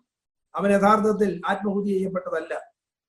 നിന്നെ കൊല്ലത്തില്ല, ഇതൊക്കെ ഇങ്ങനെ നടത്തത്തേ ഉള്ളൂ എന്ന് പറഞ്ഞ് ചുറ്റും കൂടി നിന്ന സവർണ വിദ്യാർത്ഥികൾ തീയിട്ടു. അവൻ യഥാർത്ഥത്തിൽ ആ തീ പൊള്ളലേറ്റ് വെന്ത് മരിക്കുകയാണ് ചെയ്തത്. ഇത് പിന്നീട് വെളിവാക്കപ്പെട്ടിട്ടുള്ള കാര്യമാണ്. സവർണരാരും മരിച്ചില്ല. പിന്നോക്ക ജാതിയിൽപ്പെട്ട അവൻ യഥാർത്ഥത്തിൽ തീ വെച്ച് അവനെ കൊല്ലുകയായിരുന്നു. അവിടെ നിൽക്കട്ടെ. അപ്പോ മണ്ഡൽ കമ്മീഷൻ ശുപാർശയുടെ അടിസ്ഥാനത്തിൽ 1990 മുതൽ മാത്രം നമുക്ക് നിയമപ്രകാരം പ്രഖ്യാപിക്കപ്പെട്ട ആ സംവരണം, ഈ ആത്മഹൂതി അടക്കം ഈ രാജ്യത്തുണ്ടായ ഒട്ടേറെ കലാപങ്ങളും ബഹളങ്ങളുടെ അടിസ്ഥാനത്തിൽ കോടതി നേരിട്ട് ഇതെല്ലാം കൂടെ ഏറ്റെടുക്കുകയും ആ ഉത്തരവ് VP സിംഗ് പ്രഖ്യാപിച്ച ഉത്തരവ് നടപ്പാക്കരുതെന്ന് പറയുകയും ഒടുവിൽ കോടതി വിധി വരുന്നത് വരെ അത് നടപ്പാക്കാനായില്ല. 16/11/92 മണ്ഡൽ കേസ് വിധിയെ തുടർന്നാണ് സംവരണം നടപ്പാക്കുവാനുള്ള അനുമതി നമുക്ക് ഗവൺമെന്റിന് ലഭിക്കുന്നത്. പക്ഷേ 16/11/92 ആ വിധി ഉണ്ടാകുമ്പോഴും കോടതി പറഞ്ഞു, പിന്നോക്ക സമുദായങ്ങളിൽപ്പെട്ട എല്ലാവർക്കും ഇതിന്റെ പ്രയോജനം അനുഭവം കൊടുക്കാൻ പാടില്ല. പിന്നോക്ക സമുദായങ്ങളിൽപ്പെട്ട ക്രീമി ലെയറിനെ ഒഴിവാക്കിക്കൊണ്ട് ക്രീമി ലെയറിൽ പെടാത്ത ആളുകൾക്ക് മാത്രമായിരിക്കണം സംവരണമെന്ന്. നാം മനസ്സിലാക്കുക, എന്താണ് ഈ ക്രീമി ലെയർ സങ്കല്പം, ഇതെങ്ങനെയാണ് വന്നത് എന്നുള്ളത്. ഇത് വളരെ കൗശലപൂർവ്വം നമുക്ക് എന്തെങ്കിലും ലഭ്യമാവുകയാണെങ്കിൽ അത് പരമാവധി വൈകിപ്പിക്കുക, അത് പരമാവധി നൽകുന്നതിന് തടസ്സം സൃഷ്ടിക്കുക എന്ന ഒരു കൗശലം, ഒരു ബ്രാഹ്മണിക്കൽ കൗശലം എന്ന് തന്നെ പറയാം, സവർണ സമുദായക്കാരന്റെ കൗശലം എടുത്തു പ്രയോഗിക്കുകയാണ് ഉണ്ടായത്. കോടതിയിൽ നായർ സർവീസ് സൊസൈറ്റിക്ക് വേണ്ടി ഹാജരായ ശ്രീ കെ വേണുഗോപാൽ പറഞ്ഞു, പിന്നോക്ക സമുദായങ്ങൾക്ക് സംവരണം നൽകി പദവികൾ നൽകിയാൽ ആ സമുദായത്തിലെ തന്നെ വരേണ്യവർഗം ഇതെല്ലാം അടിച്ചു മാറ്റും, അത് പിന്നോക്ക സമുദായങ്ങൾക്ക് ലഭിക്കത്തില്ല, അതാണ് നമ്മുടെ അനുഭവം എന്ന് പറഞ്ഞു. നാം മനസ്സിലാക്കണം, അന്നോളം സംവരണം കൊടുക്കുന്നില്ല, സംവരണം അനുവദിച്ചിട്ടേ ഇല്ല, എന്നിട്ടും അങ്ങനെ കൊടുത്താൽ വരേണ്യവർഗമാണ് എടുക്കുന്നത് എന്ന് പറഞ്ഞുകൊണ്ട് അദ്ദേഹം ഒരു ആർഗ്യുമെന്റ് വെച്ചു. എന്നാൽ കോടതി അതിന്റെ അടിസ്ഥാനത്തിൽ, എന്തു രേഖയുടെ അടിസ്ഥാനത്തിലാണെന്ന് ചോദിച്ചില്ല, എന്ത് തെളിവുകളുടെ അടിസ്ഥാനത്തിലാണെന്ന് ചോദിച്ചില്ല. അത് കോടതി ചോദിച്ചില്ല. ഇത് ഉന്നയിച്ച അഭിഭാഷകൻ അത് സമർപ്പിച്ചുമില്ല. യഥാർത്ഥത്തിൽ അത്തരം കാര്യങ്ങൾ പറയുമ്പോൾ അത് ഹാജരാക്കുവാൻ ആവശ്യപ്പെടേണ്ട കോടതി ചോദിച്ചുമില്ല. എന്തുമാവട്ടെ, ക്രീമി ലെയറിനെ ഒഴിവാക്കിക്കൊണ്ട് ജോലി കൊടുക്കാൻ തീരുമാനിച്ചു. അപ്പൊ ക്രീമി ലെയറിനെ കണ്ടെത്തുവാനായിട്ട് ജസ്റ്റിസ് RN പ്രസാദ് എന്ന് പറയുന്ന ആളെ നിയോഗിക്കുകയും, റിട്ടയർഡ് ജഡ്ജിയാണ് അദ്ദേഹം, ഒരു ശുപാർശയുടെ അടിസ്ഥാനത്തിൽ 93 16/11/92 വിധിയായെങ്കിലും പിന്നീട് ക്രീമി ലെയറിനെ കണ്ടെത്തുവാനുള്ള കമ്മീഷൻ നിയമിക്കപ്പെട്ടു. ഒരു ഉന്നതാധികാര കമ്മിറ്റിയായിരുന്നു. ശ്രീ രാംനന്ദൻ പ്രസാദ് എന്ന് പറഞ്ഞ RN പ്രസാദ് ആയിരുന്നു അതിന്റെ ചെയർമാൻ. ആ കമ്മിറ്റി സമർപ്പിച്ച ശുപാർശയുടെ അടിസ്ഥാനത്തിൽ ക്രീമി ലെയർ മാനദണ്ഡങ്ങൾ നിശ്ചയിക്കപ്പെട്ടു. അവസാനം 1993 സെപ്റ്റംബർ മാസം 8-ാം തീയതി മുതൽ മാത്രമാണ് നമുക്ക് സംവരണം ലഭ്യമായി തുടങ്ങുന്നത്. 8/9/93 മുതൽ. നാം മനസ്സിലാക്കുക, സ്വാതന്ത്ര്യം നേടി 46 വർഷങ്ങൾക്ക് ശേഷം, ഭരണഘടന നിലവിൽ വന്ന് 43 വർഷങ്ങൾക്ക് ശേഷം മാത്രമാണ് ഇന്ത്യയിലെ OBC വിഭാഗങ്ങൾക്ക് ഉദ്യോഗ മേഖലയിൽ പരിമിതമായ തോതിൽ സംവരണം ലഭ്യമാകുന്നത്. ഞാൻ ഇത് പറയുമ്പോൾ എന്നെ കേൾക്കുന്ന വിദ്യാർത്ഥികളോട് ഈ ക്രീമി ലെയർ മാനദണ്ഡത്തെ കുറിച്ച് കൂടി ഞാനൊന്ന് പരാമർശിക്കാം. കാരണം അതും നിങ്ങൾക്ക് ഇപ്പോൾ മനസ്സിലാവേണ്ടതുണ്ട്. ഈ ക്രീമി ലെയർ സങ്കല്പം തന്നെ ഭരണഘടനാ വിരുദ്ധവും, അത് തെറ്റാണ്. പക്ഷേ അത് നടപ്പാക്കിയെങ്കിൽ മാത്രമേ നമുക്കിത് ലഭ്യമാവൂ എന്ന് വന്നതുകൊണ്ട് നാം അത് അംഗീകരിച്ചുകൊണ്ട് തന്നെ മുമ്പോട്ട് പോവുകയാണ്. എന്താണ് ക്രീമി ലെയർ? ഇത് ഒരു സാമ്പത്തികമായ മാനദണ്ഡമല്ല. ഇതൊരു വ്യക്തിയുടെ സാമൂഹ്യ പദവിയെ സൂചിപ്പിക്കുന്നതാണ്. ഞാൻ ഈ സംവരണത്തിന്റെ അടിസ്ഥാന കാര്യങ്ങൾ പറയുന്നുണ്ടെങ്കിലും ഇത് വിദ്യാർത്ഥികൾക്കും ഉദ്യോഗാർത്ഥികൾക്കും കൂടുതൽ പ്രയോജനപ്പെടുന്നതാണ് എന്നതുകൊണ്ട് ഏതാനും മിനിറ്റുകൾ മാത്രം അത് പരാമർശിക്കാം. മറ്റൊന്നുമല്ല, ക്രീമി ലെയർ മാനദണ്ഡം സാമൂഹ്യ പദവിയെ സൂചിപ്പിക്കുന്നതാണ്, സാമ്പത്തിക കാര്യങ്ങളല്ല. ഭരണഘടനാ പദവികളിൽ ഇരിക്കുന്ന ആളുകൾ ക്രീമി ലെയർ വിഭാഗത്തിൽ വരും. ആരൊക്കെയാണ് ഭരണഘടനാ പദവിയിൽ ഇരിക്കുന്നവർ? ഇന്ത്യയുടെ പ്രസിഡന്റ്, വൈസ് പ്രസിഡന്റ്. ഇന്ത്യയുടെ പ്രധാനമന്ത്രി ഇല്ല, ഇന്ത്യയുടെ മന്ത്രിമാരില്ല, പാർലമെന്റ് അംഗങ്ങളില്ല, MLA-മാരില്ല, മുഖ്യമന്ത്രിമാരില്ല. ഇന്ത്യൻ ഭരണഘടനയുടെ നിലനിൽപ്പിനാവശ്യമായി ഭരണഘടനയിൽ വ്യവസ്ഥ ചെയ്തിട്ടുള്ള പദവികളിലുള്ള ആളുകൾ മാത്രമാണ് ഭരണഘടനാ പദവി. പ്രസിഡന്റ്, വൈസ് പ്രസിഡന്റ്, ഗവർണർമാർ ആ പദവി വഹിക്കുന്നിടത്തോളം കാലം, സുപ്രീം കോടതിയിലെയും ഹൈക്കോടതിയിലെയും ജഡ്ജിമാർ, ജില്ലാ കോടതി ജഡ്ജിമാരില്ല, മജിസ്ട്രേറ്റുമാരില്ല, മുൻസിപ്പുമാരില്ല, ഹൈക്കോടതിയിലെയും സുപ്രീം കോടതിയിലെയും ജഡ്ജിമാർ, നമ്മുടെ C&AG controller and auditor general of India, election commission of India, ഇതൊക്കെ ഇന്ത്യൻ ഭരണഘടനയുടെ നിലനിൽപ്പിന് സഹായകരമായ ചില പദവികളാണ്. ഇങ്ങനെയുള്ള ആളുകൾ മാത്രമാണ്. ഒപ്പം പബ്ലിക് സർവീസ് കമ്മീഷൻ ചെയർമാൻമാർ, പബ്ലിക് സർവീസ് കമ്മീഷന്റെ മെമ്പർമാർ, നമ്മുടെ ഭരണഘടനാ പദവിയിലുള്ളവർ ഇവർ മാത്രമാണ് എന്ന് മനസ്സിലാക്കുക. പ്രധാനമന്ത്രിയോ മുഖ്യമന്ത്രിയോ MP-മാരോ MLA-മാരോ ഒന്നും ആ പദവിയിൽ വരില്ല. അങ്ങനെയുള്ള ആളുകളുടെ മക്കൾക്കാണ് അർഹതയില്ലാത്തത്. ആ ആളുകൾക്കല്ല, അവരുടെ മക്കൾക്കാണ്. ഇനി ഉദ്യോഗ പദവിയിലുള്ള ആളുകൾ, സർവീസ് കാറ്റഗറി. സർവീസ് കാറ്റഗറിയിലുള്ളവർ ക്ലാസ് 1 തസ്തികയിലേക്കോ അല്ലെങ്കിൽ അഖിലേന്ത്യാ സർവീസുകളിലേക്കോ നേരിട്ട് നിയമിക്കപ്പെടുന്ന ആളുകൾ മാത്രമാണ് ക്രീമി ലെയർ വിഭാഗത്തിൽ വരിക. ക്ലാസ് 1 തസ്തികയിലേക്കോ അഖിലേന്ത്യാ തസ്തികയിലേക്ക്, IAS IPS പോലുള്ള തസ്തികകളിലേക്കോ അല്ലെങ്കിൽ ഗ്രൂപ്പ് A തസ്തികകളിലേക്കോ നേരിട്ട് നിയമിക്കപ്പെടുന്നവർ മാത്രമാണ് ക്രീമി ലെയർ വിഭാഗത്തിൽ വരിക. ആരാണ് ഗ്രൂപ്പ് എ എന്നും ക്ലാസ് 1 എന്നും ക്ലാസിഫിക്കേഷൻ നടത്തിയിട്ടുണ്ട്, അതുകൊണ്ട് അത് തിരിച്ചറിയുക. ഇനി ഗ്രൂപ്പ് ബി തസ്തികകൾ. ഗ്രൂപ്പ് ബി തസ്തികകൾ എന്ന് പറഞ്ഞാൽ ഗസറ്റഡ് പദവികൾ എന്ന് തിരിച്ചറിയുക പെട്ടെന്ന് മനസ്സിലാക്കുന്നതിന് വേണ്ടി. ഈ തസ്തികയിലേക്ക് നേരിട്ട് നിയമിക്കപ്പെടുന്ന ആളുകൾ ക്രീമി ലെയർ വിഭാഗത്തിൽ വരും. എന്നാൽ ഗ്രൂപ്പ് ബി തസ്തികയിലേക്കാണ് നിയമിക്കപ്പെടുന്നതെങ്കിൽ ഉദ്യോഗാർത്ഥിയുടെ അല്ലെങ്കിൽ വിദ്യാർത്ഥിയുടെ അച്ഛനും അമ്മയും രണ്ടുപേരും, മാതാപിതാക്കൾ രണ്ടുപേരും ഗ്രൂപ്പ് ബി തസ്തികയിലേക്ക് നേരിട്ട് നിയമിക്കപ്പെട്ടവരാണെങ്കിൽ മാത്രമേ അവരുടെ മക്കൾക്ക് സംവരണത്തിന്റെ അർഹത നഷ്ടപ്പെടുകയുള്ളൂ എന്ന് നാം തിരിച്ചറിയണം. അഗ്രികൾച്ചർ ഓഫീസറായിട്ടോ അസിസ്റ്റന്റ് പ്രൊഫസറായിട്ടോ ഹയർ സെക്കൻഡറി അധ്യാപകനായിട്ടോ മെഡിക്കൽ ഓഫീസറായിട്ടോ നേരിട്ട് ഒരാൾക്ക് മാത്രമേ നിയമനം കിട്ടിയിട്ടുള്ളെങ്കിൽ അവരുടെ മക്കൾക്ക് സംവരണത്തിന് അർഹതയുണ്ട്.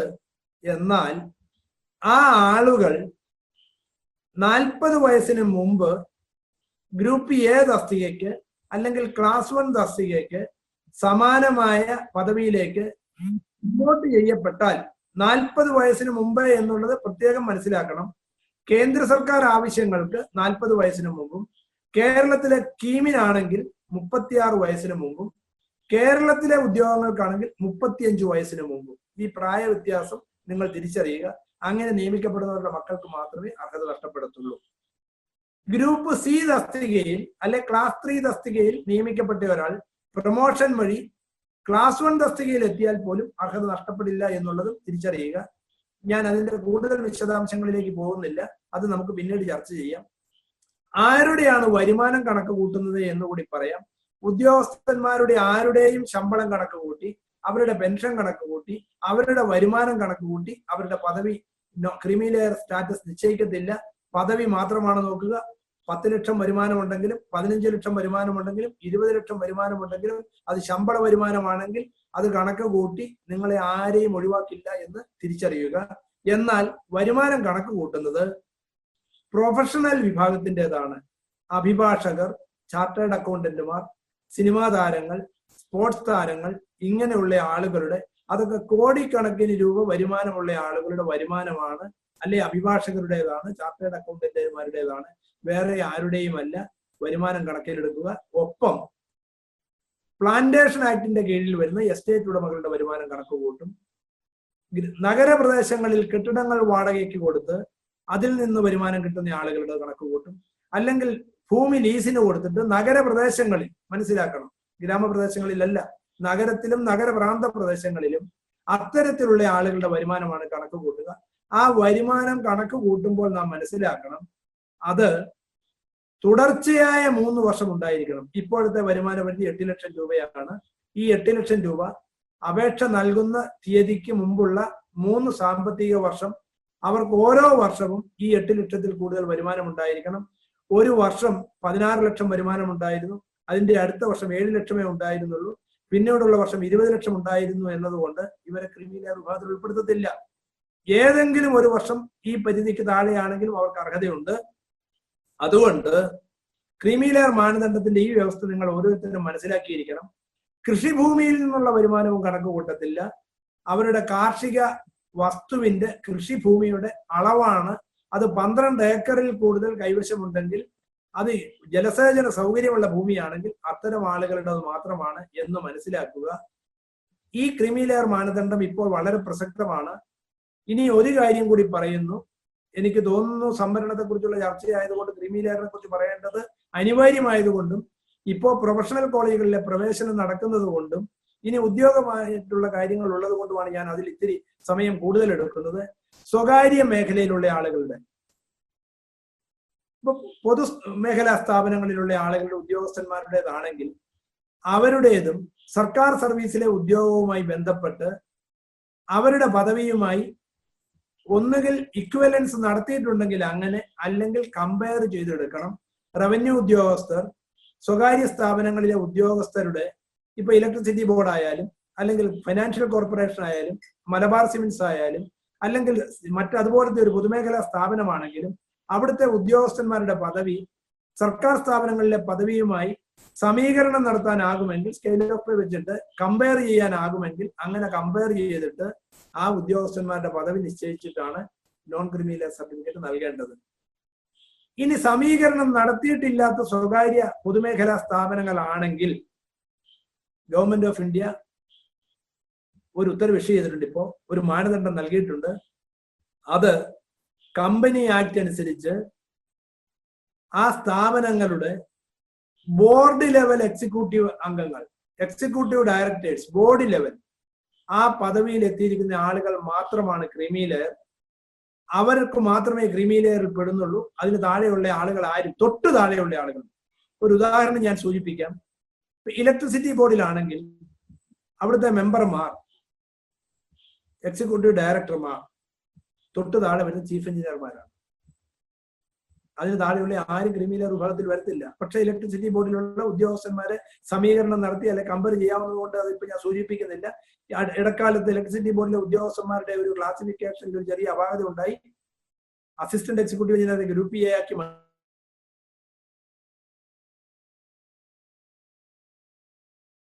പരിഹരിക്കപ്പെട്ടിട്ടുണ്ട്. അതുകൊണ്ട് അത് സൂചിപ്പിച്ചതേ ഉള്ളൂ. പൊതുമേഖലാ സ്ഥാപനങ്ങളാണെങ്കിൽ സമീകരണം നടത്തിയിട്ടില്ലെങ്കിൽ ഇക്വലൻസ് അറിയാൻ പാടില്ല എന്ന് ഏതെങ്കിലും ഒരു കമ്പനിയെ കുറിച്ച് റവന്യൂ ഉദ്യോഗസ്ഥർ പറഞ്ഞാൽ ആ കമ്പനികളുടെ എക്സിക്യൂട്ടീവ് ഡയറക്ടേഴ്സും തൊട്ട് താഴെയുള്ളവർ മാത്രമാണ് ഗവൺമെന്റ് ഓഫ് ഇന്ത്യ ഓർഡർ ചെയ്തിട്ടുണ്ട്. അതും നിങ്ങളുടെ ശ്രദ്ധയിൽ ഉണ്ടാവണം. ക്രീമി ലെയറുമായി ബന്ധപ്പെട്ട മറ്റു കാര്യങ്ങളെ കുറിച്ച് എന്റെ ടെലിഫോൺ നമ്പർ ഉണ്ടെങ്കിൽ നിങ്ങൾക്ക് വിളിച്ച് അന്വേഷിക്കാം. ഞാൻ അവിടെ തൽക്കാലം അതോടെ അവസാനിപ്പിക്കുകയാണ്.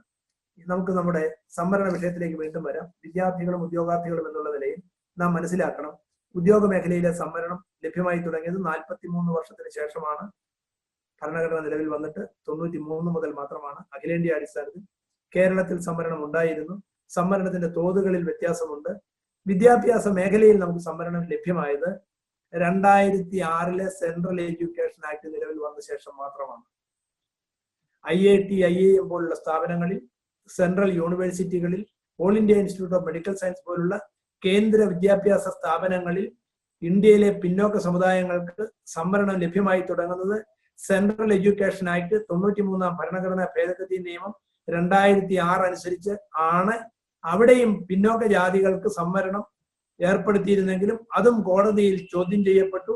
2008 മുതൽ മാത്രമാണ് OBC വിഭാഗത്തിന് സംവരണം ലഭ്യമായി തുടങ്ങുന്നത്. അതും ക്രീമി ലെയർ വിഭാഗത്തെ ഒഴിവാക്കിക്കൊണ്ടാണ്. IIT, IIM പോലുള്ള മേഖലകളിൽ, സെൻട്രൽ സർവകലാശാലകളിലൊക്കെ ഇത്ര കടുത്ത വിവേചനത്തിന് വിധേയരായവരാണ് പിന്നോക്ക സമുദായങ്ങൾ എന്ന് നാം മനസ്സിലാക്കണം. ഇന്ത്യയിലെ പിന്നോക്ക സമുദായങ്ങൾക്ക് ഭരണഘടനാപരമായി 1950 നിലവിൽ വന്ന ഈ പങ്കാളിത്തം ഉറപ്പാക്കൽ, ഈ അവസരങ്ങൾ ഉറപ്പാക്കൽ നാം തിരിച്ചറിയണം. ഒരു ഭരണഘടനാ വ്യവസ്ഥ കൂടി എന്നെ കേൾക്കുന്നവർ മനസ്സിലാക്കണം. അതെന്താണ്? ഇന്ത്യൻ ഭരണഘടനയുടെ ആർട്ടിക്കിൾ 39B ആണ്. ഇന്ത്യൻ ഭരണഘടനയുടെ ആർട്ടിക്കിൾ 39Bയിൽ പറയുന്നത് എന്താണ്? ഇന്ത്യയിലെ പൗരന്മാർ വ്യക്തികളും തമ്മിലും സമൂഹങ്ങളും തമ്മിലും പദവികളുടെയും അവസരങ്ങളുടെയും കാര്യത്തിലുള്ള അന്തരം ഞാൻ നേരത്തെ സൂചിപ്പിച്ചല്ലോ. 52% പിന്നോക്ക സമുദായങ്ങൾക്ക് കേവലം 4.69% പങ്കാളിത്തമുള്ളത്. ഈ അന്തരം ഇല്ലായ്മ ചെയ്യണം എന്നാണ് 50 നിലവിൽ വന്ന ഭരണഘടനയുടെ ആർട്ടിക്കിൾ 39B പറയുന്നത്.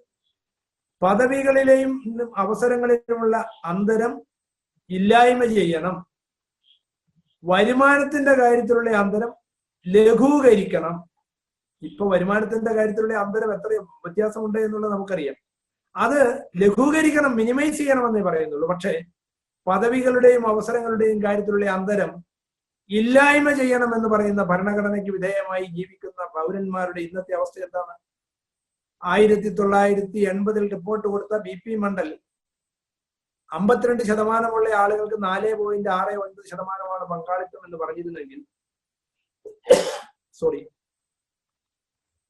1993 മുതൽ 27% സംവരണം ഏർപ്പെടുത്തിയ ഇന്ത്യയിലെ OBC വിഭാഗത്തിന്റെ പങ്കാളിത്തം 2016 ഗവൺമെന്റ് പ്രഖ്യാപിച്ചു. കൃത്യമായ കണക്കല്ല, കൃത്യമായ കണക്ക് പലപ്പോഴും പല മന്ത്രാലയങ്ങളും നൽകുന്നില്ല. എങ്കിലും 2011 മുതൽ ഇവർ കണക്ക് പ്രസിദ്ധീകരിക്കാറുണ്ടായിരുന്നു. ആ കണക്ക് പ്രകാരം 2011 ജനുവരിയിലെ കണക്കനുസരിച്ച് ഇന്ത്യയിലെ ജനസംഖ്യ 55% വർദ്ധിച്ചു. 52% ഉണ്ടായിരുന്ന ഇന്ത്യയിലെ OBC ജനസംഖ്യ 55% വർദ്ധിച്ചത് OBC വിഭാഗത്തിന് പ്രത്യേക പരിഗണനകളും പരിരക്ഷകളും ഒക്കെ ലഭ്യമായി തുടങ്ങിയത് അറിഞ്ഞുകൊണ്ട് പട്ടികയിൽ ഇല്ലാതിരുന്ന ഒട്ടേറെ സമുദായങ്ങൾ അതിലേക്ക് കടന്നു വന്നു. ആ കടന്നു വന്നതിനൊക്കെ മറ്റു പല പരിരക്ഷകളുണ്ട്, പിന്നോക്ക വിഭാഗ കമ്മീഷനുകളുടെ ശുപാർശയുണ്ട്. അതിലേക്ക് ഞാൻ പോകുന്നില്ല. ഒരു സമുദായത്തെ പിന്നോക്ക വിഭാഗ പട്ടികയിൽ ഉൾപ്പെടുത്തുന്നതിനും ഒഴിവാക്കുന്നതിനും സംസ്ഥാന പിന്നോക്ക വിഭാഗ കമ്മീഷന്റെ ശുപാർശ വേണം. ദേശീയ തലത്തിൽ ദേശീയ പിന്നോക്ക വിഭാഗ കമ്മീഷന്റെ ശുപാർശ വേണം. ആ ശുപാർശയുടെ അടിസ്ഥാനത്തിൽ ഗവൺമെന്റ് തീരുമാനമെടുക്കാൻ പാടുള്ളൂ എന്നുള്ള വ്യവസ്ഥയൊക്കെ ഉണ്ട്. അങ്ങനെ 2 കമ്മീഷനുകൾ സംസ്ഥാനങ്ങളിലും കേന്ദ്രത്തിലും ഉണ്ട് എന്ന് എന്നെ കേൾക്കുന്നവർ അറിഞ്ഞിരിക്കുക. അവർക്കാണ് അതിന്റെ ഉത്തരവാദിത്വവും ചുമതലയും അടിസ്ഥാനപരമായി ഉള്ളത്. ആ ശുപാർശയുടെ അടിസ്ഥാനത്തിൽ മാത്രമാണ് ഗവൺമെന്റ് തീരുമാനമെടുക്കുക. അവിടെ നിൽക്കട്ടെ. ഈ 55% OBC വിഭാഗത്തിന്റെ പങ്കാളിത്തം 2011 കേവലം 6.9% മാത്രമേ ഉണ്ടായിരുന്നുള്ളൂ. 2016 അത് ഏതാണ്ട് 7.6% എന്നൊരു കണക്കുണ്ട്. കൃത്യമായ കണക്കുകൾ ആരും ഹാജരാക്കിയിട്ടില്ല. ഒരു രേഖയും അവർ ഹാജരാക്കുന്നില്ലെങ്കിൽ പോലും പാർലമെന്റിൽ 2019 പിന്നോക്ക വിഭാഗക്ഷേമത്തിനുള്ള പാർലമെന്ററി കമ്മിറ്റി മുമ്പാകെ നൽകിയ ഒരു കണക്ക് പ്രകാരം കേവലം 11% ഇന്ത്യയിലെ പിന്നോക്ക സമുദായങ്ങൾക്കുള്ള പരമാവധി പങ്കാളിത്തം എന്നൊരു കണക്ക് ലഭ്യമാണ്. നാം മനസ്സിലാക്കുക എത്ര അന്തരമുണ്ട് എന്നുള്ളത്. ഇവിടെയാണ് പ്രാതിനിധ്യത്തിന് വേണ്ടി അല്ലെങ്കിൽ പ്രാതിനിധ്യം ഉറപ്പാക്കുന്നതിന് വേണ്ടിയുള്ള സംവരണത്തിന് വേണ്ടി നാം മുറവിളി കൂട്ടുന്നത്. അപ്പോ എന്നെ കേൾക്കുന്ന വിദ്യാർത്ഥികൾക്കും അല്ലെങ്കിൽ ഉദ്യോഗാർത്ഥികൾക്കും അറിയുന്നതിന് വേണ്ടി ചില കാര്യങ്ങൾ കൂടി ഞാൻ ഇവിടെ പറയാം. അത് കഴിഞ്ഞ് 103-ാം ഭരണഘടനാ ഭേദഗതിയും സാമ്പത്തിക സംവരണവും ഉണ്ട്. ഇപ്പോൾ തന്നെ ഏകദേശം 1 മണിക്കൂർ ആവുകയാണ്. ഞാൻ ആ ഒരു കാര്യം കൂടി പറഞ്ഞ് അവസാനിപ്പിക്കാം. അഖിലേന്ത്യാ അടിസ്ഥാനത്തിൽ വിദ്യാഭ്യാസ മേഖലയിൽ OBC വിഭാഗത്തിന് ലഭിക്കുന്ന സംവരണം 27%. ആ 27% OBC എന്ന ഒറ്റ ഗ്രൂപ്പിൽപ്പെടുത്തിയാണ്. കാരണം കേരളത്തിൽ ഈഴവർക്ക്, മുസ്ലിങ്ങൾക്ക്, വിശ്വകർമ്മീയർക്കൊക്കെ പ്രത്യേക സംവരണമുണ്ട്. അഖിലേന്ത്യാ അടിസ്ഥാനത്തിൽ അങ്ങനെയില്ല. ആകെ 27%. അത് OBC വിഭാഗത്തിൽ ഏത് സമുദായത്തിനാണോ മെറിറ്റ് അല്ലെങ്കിൽ മാർക്ക് കൂടുതൽ കിട്ടുന്നത് അവർക്കാണ് കിട്ടുന്നത്. കേരളത്തിൽ വിദ്യാഭ്യാസ മേഖലയിലെ സംവരണത്തിന്റെ തോത് വ്യത്യസ്തമായ രീതികളിലാണ്. വളരെ വിഭിന്നമാണ് ഇവിടുത്തെ സംവരണ തോതുകൾ. ഇപ്പോ ഹയർ സെക്കൻഡറി മേഖലയിലാണെങ്കിൽ OBC വിഭാഗത്തിന് 28% സംവരണം. നാം മനസ്സിലാക്കുക. വൊക്കേഷണൽ ഹയർ സെക്കൻഡറി മേഖലയിലാണെങ്കിൽ അത്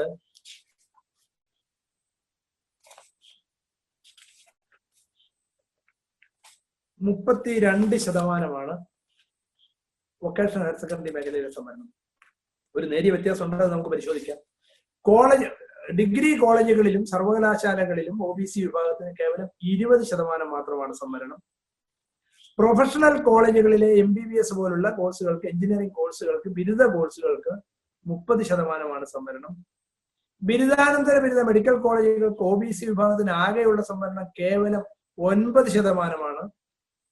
ബിരുദാനന്തര ബിരുദ എഞ്ചിനീയറിംഗ് കോളേജുകളിലെ OBC സംവരണം കേവലം 5%. നമുക്കിത് പറയാൻ പോലും ലജ്ജ തോന്നുന്നുണ്ട്. എന്നെ കേൾക്കുന്ന ഭരണാധികാരികൾ ആരെങ്കിലും ഉണ്ടെങ്കിൽ ഉന്നത വിദ്യാഭ്യാസ വകുപ്പ് മന്ത്രിയുടെ ശ്രദ്ധയിലെങ്കിലും ഇത് കൊണ്ടുവന്നാൽ അദ്ദേഹത്തിന് നാണം തോന്നിയിട്ടെങ്കിലും അത് മാറ്റട്ടെ എന്ന് പറയണം. കാരണം മുന്നോക്ക ജാതിക്കാർക്ക് സംവരണത്തിന് വേണ്ടി കേരളത്തിന്റെ മുഖ്യമന്ത്രിയും കേരളത്തിന്റെ ഉന്നത വിദ്യാഭ്യാസ വകുപ്പ് മന്ത്രിയും ഇടതുപക്ഷ ജനാധിപത്യ മുന്നണിയിലെ ആളുകളും ഒക്കെ വല്ലാതെ വിഷമിക്കുകയാണ്. ഇപ്പൊ ഇത് കൊടുക്കാത്തതുകൊണ്ട് അവർ ശ്വാസം മുട്ടി കഴിയുകയാണ്. കോവിഡിന്റെ ഈ വല്ലാത്ത സാഹചര്യത്തിലും മുന്നോക്ക ജാതിയിലെ പിന്നോക്കക്കാർക്ക് വേണ്ടി സംവരണ ഉത്തരവുകൾ ഇറക്കുന്ന കാര്യത്തിൽ എന്തൊരു വേഗതയാണ് എന്ന് നാം തിരിച്ചറിയണം. പിന്നോക്ക സമുദായങ്ങളിൽപ്പെട്ട ആളുകളുടെ സംവരണ തോതിനെ കുറിച്ച് ഞാൻ പറഞ്ഞു. മുന്നോക്ക ജാതിയിൽപ്പെട്ട ആളുകൾക്ക് നടക്കുന്ന സംവരണത്തിന്റെ വസ്തുത തിരിച്ചറിയുമ്പോഴാണ് എത്ര ക്രൂരമായ വിവേചനമാണ് ഈ ഭരണകൂടങ്ങൾ പിന്നോക്ക സമുദായങ്ങളോട് കാണിക്കുന്നത് എന്ന് നാം തിരിച്ചറിയുന്നത്. നിർഭാഗ്യവശാൽ പിന്നോക്ക സമുദായ സംഘടനാ നേതാക്കളും സമുദായ നേതാക്കളും സാമൂഹ്യ നീതിക്ക് വേണ്ടി പ്രവർത്തിക്കുന്നു എന്ന് അവകാശപ്പെടുന്ന രാഷ്ട്രീയക്കാരും ഒന്നും ഇത് തിരിച്ചറിയുന്നില്ല, അഥവാ തിരിച്ചറിഞ്ഞിട്ട് മിണ്ടാതിരിക്കുന്നു എന്നുള്ളതാണ് നമ്മെ ഏറെ ആശങ്കപ്പെടുത്തുന്നത്. ആ ഒരു കാര്യം കൂടി ഞാൻ ഇനി പറഞ്ഞ് അവസാനിപ്പിക്കാം. മുന്നോക്ക ജാതികൾക്ക് സംവരണം നൽകുവാനുള്ള ഇവരുടെ താല്പര്യവും വ്യഗ്രതയും നാം ആദ്യം കണ്ടത് നരസിംഹറാവു ഗവൺമെന്റിന്റെ കാലത്ത് മണ്ഡൽ കേസുമായി ബന്ധപ്പെട്ട് മുന്നോക്ക ജാതിയിൽപ്പെട്ടവർക്ക് 10% സംവരണം ഏർപ്പെടുത്തിക്കൊണ്ടൊരു ഉത്തരവ് നൽകി. ഇത് ഭരണഘടനാ വിരുദ്ധമാണ്, ഇത് ഭരണഘടനയുടെ അന്തസ്സത്തേക്ക് ചേരുന്നതല്ല, ഇത് ഒരു കാരണവശാലും അനുവദിക്കാൻ പാടില്ല എന്ന് പറഞ്ഞ് സുപ്രീം കോടതിയുടെ 9 അംഗ ബെഞ്ച് മണ്ഡൽ കമ്മീഷന്റെ വിധിയിലൂടെ പ്രഖ്യാപിച്ചതാണ്. നാം മനസ്സിലാക്കണം, അത് റദ്ദാക്കിയതാണ്. ഇത് ഭരണഘടനാ വിരുദ്ധമാണെന്ന് പറഞ്ഞതാണ്. ആ ഒരു ഭരണഘടനാ വിരുദ്ധമായ നടപടിയാണ് കേരളത്തിൽ ഇടതുപക്ഷ ജനാധിപത്യ മുന്നണിയുടെ ഗവൺമെന്റ് മുഖ്യമന്ത്രി ശ്രീ പിണറായി വിജയന്റെ നേതൃത്വത്തിൽ ദേവസ്വം ബോർഡ് വഴി നടപ്പാക്കാൻ ആദ്യം ശ്രമിച്ചത്. കേന്ദ്ര സർക്കാർ ഭരണഘടന ഭേദഗതി ചെയ്തിട്ടാണ് സാമ്പത്തിക സംവരണത്തിന്റെ മറവിൽ മുന്നോക്ക ജാതിക്ക് സംവരണം ഏർപ്പെടുത്തിയത്. കേരള സർക്കാർ ദേവസ്വം ബോർഡിൽ സവർണ സമുദായക്കാർ മാത്രം 96% അനുഭവിക്കുന്ന 96%-ലധികം തസ്തികകളും കൈവശം വച്ചിരിക്കുന്ന സവർണ സമുദായക്കാർക്ക് വേണ്ടി വീണ്ടും ഒരു 10% ഇടതുപക്ഷ ഗവൺമെന്റ്, കമ്മ്യൂണിസ്റ്റ് ഗവൺമെന്റ് ജാതി സംവരണം തെറ്റാണെന്നും പിന്തിരിപ്പനാണെന്നും പറഞ്ഞുകൊണ്ടിരുന്ന, സമ്പത്തിന്റെ അടിസ്ഥാനത്തിലാണ് സംവരണം വേണമെന്ന് പൊതുസമൂഹത്തോട് പറഞ്ഞുകൊണ്ടിരുന്ന കമ്മ്യൂണിസ്റ്റ് ഗവൺമെന്റ് പാവപ്പെട്ടവരുടെ പേര് പറഞ്ഞ് പാവപ്പെട്ടവരുടെ മറവിൽ നടപ്പാക്കിയത് സവർണ സമുദായ സംവരണമാണ്. ഇത് സാമ്പത്തിക സംവരണമല്ല. ഇത് മുന്നോക്ക ജാതിക്കാർക്ക് മാത്രമാണ് ആ സംവരണത്തിൽ പങ്കുള്ളത്. ദേവസ്വം ബോർഡ് വഴി അവർ നടപ്പാക്കി, ഭരണഘടനാ വിരുദ്ധമായിട്ട് നടപ്പാക്കി. എന്നിട്ട് അത് 2019 എന്ന് മനസ്സിലാക്കണം. 18 നവംബർ മാസത്തിൽ നടപ്പാക്കി. അതിന്റെ വിശദാംശത്തിലേക്ക് ഞാൻ ഇപ്പോൾ പോകുന്നില്ല. 2019 ജനുവരിയിലാണ് കേന്ദ്ര സർക്കാർ നടപ്പാക്കുന്നത്. കേന്ദ്ര സർക്കാർ സാമ്പത്തിക സംവരണം നടപ്പാക്കിയത് ചർച്ചയില്ലാതെയാണ്. അവതരിപ്പിക്കുന്നതും പാസാക്കിയെടുക്കുന്നതും ദോശ ചുട്ടെടുക്കുന്ന വേഗത്തിലല്ല, ശ്വാസോച്ഛ്വാസത്തിന്റെ വേഗതയിലാണ്. അതിനെതിരെ ഒരക്ഷരം മിണ്ടുവാൻ കമ്മ്യൂണിസ്റ്റുകാരും കോൺഗ്രസുകാരും തയ്യാറായില്ല. കേരളത്തിൽ നിന്നുള്ള മുസ്ലിം ലീഗിന്റെ 2 എംപിമാരും OIC എന്ന് പറയുന്ന മറ്റൊരു എംപിയും മാത്രമാണ്. ഇറങ്ങിക്കഴിഞ്ഞിട്ട് അതേക്കുറിച്ച് പ്രതിഷേധിക്കുന്നുണ്ട്, ഞങ്ങൾ അതിനെതിരാണെന്ന്. നടപ്പാക്കാൻ വേണ്ടി കൈവക്കിയ ശേഷമാണ് കമ്മ്യൂണിസ്റ്റുകാരും കോൺഗ്രസുകാരും അതേക്കുറിച്ച് പറയുന്നത്. അപ്പോ ഇന്ത്യയിലെ ഭൂരിപക്ഷം വരുന്ന പിന്നോക്ക സമുദായങ്ങളെ വഞ്ചിക്കുകയും ചതിക്കുകയുമാണ് ഈ രാജ്യത്തെ രാഷ്ട്രീയ പാർട്ടികൾ എന്ന് നാം തിരിച്ചറിയണം. കബളിപ്പിക്കപ്പെടലിന്റെയും വഞ്ചനയുടെയും ചതിയുടെയും ഇരകളാണ് ഇന്ത്യയിലെ OBC വിഭാഗം എന്ന് നാം തിരിച്ചറിയണം. ഇതിനെതിരായ പോരാട്ടമാണ് നാം നടത്തേണ്ടത്. നമുക്ക് അവകാശപ്പെട്ടതും അർഹതപ്പെട്ടതും ചോദിച്ചു വാങ്ങുവാനാണ് നാം തയ്യാറാവേണ്ടത്. അത് ബോധ്യപ്പെടുവാനുള്ള, അത് മനസ്സിലാക്കുവാനുള്ള പരിശ്രമങ്ങളുടെ ഭാഗമാണ് ഇത്തരം പരിപാടികളിലൂടെ നാം നേടിയെടുക്കുന്നത്. അതുകൊണ്ട് ആ ഒരു കാര്യത്തെക്കുറിച്ച് ഞാൻ പരാമർശിക്കുകയാണ്. ഇനി മുന്നോക്ക ജാതി സംവരണത്തെക്കുറിച്ചും കേരളത്തിൽ നടപ്പാക്കിയ സംവരണത്തെക്കുറിച്ചും കൂടി ഞാനത് പറയാം. നമുക്ക് പെട്ടെന്ന് മനസ്സിലാവുന്നത്, കേരളത്തിൽ സാമ്പത്തിക സംവരണം നടപ്പാക്കിയ ദേവസ്വം ബോർഡിലെ കഥ തൽക്കാലം ഞാൻ പറയുന്നില്ല. നമുക്ക് പെട്ടെന്ന് മനസ്സിലാവുന്ന ഒരു സംവരണം ഹയർ സെക്കൻഡറി മേഖലയിലേതാണ്. ഹയർ സെക്കൻഡറി മേഖലയിൽ പാവപ്പെട്ടവർക്ക് സംവരണം നൽകുമ്പോൾ നമ്മോട് കേന്ദ്ര സർക്കാർ പറഞ്ഞു, അല്ലെങ്കിൽ നമ്മോട് കേരളത്തിലെ സർക്കാരുകൾ പറഞ്ഞു, കേരളത്തിലെ ഇടതുപക്ഷ ജനാധിപത്യ മുന്നണിയുടെ ആളുകൾ പറഞ്ഞു. അവർ പറഞ്ഞതൊക്കെ മാധ്യമങ്ങളിലൂടെയൊക്കെ നിങ്ങൾ കണ്ടിട്ടുണ്ടാവും.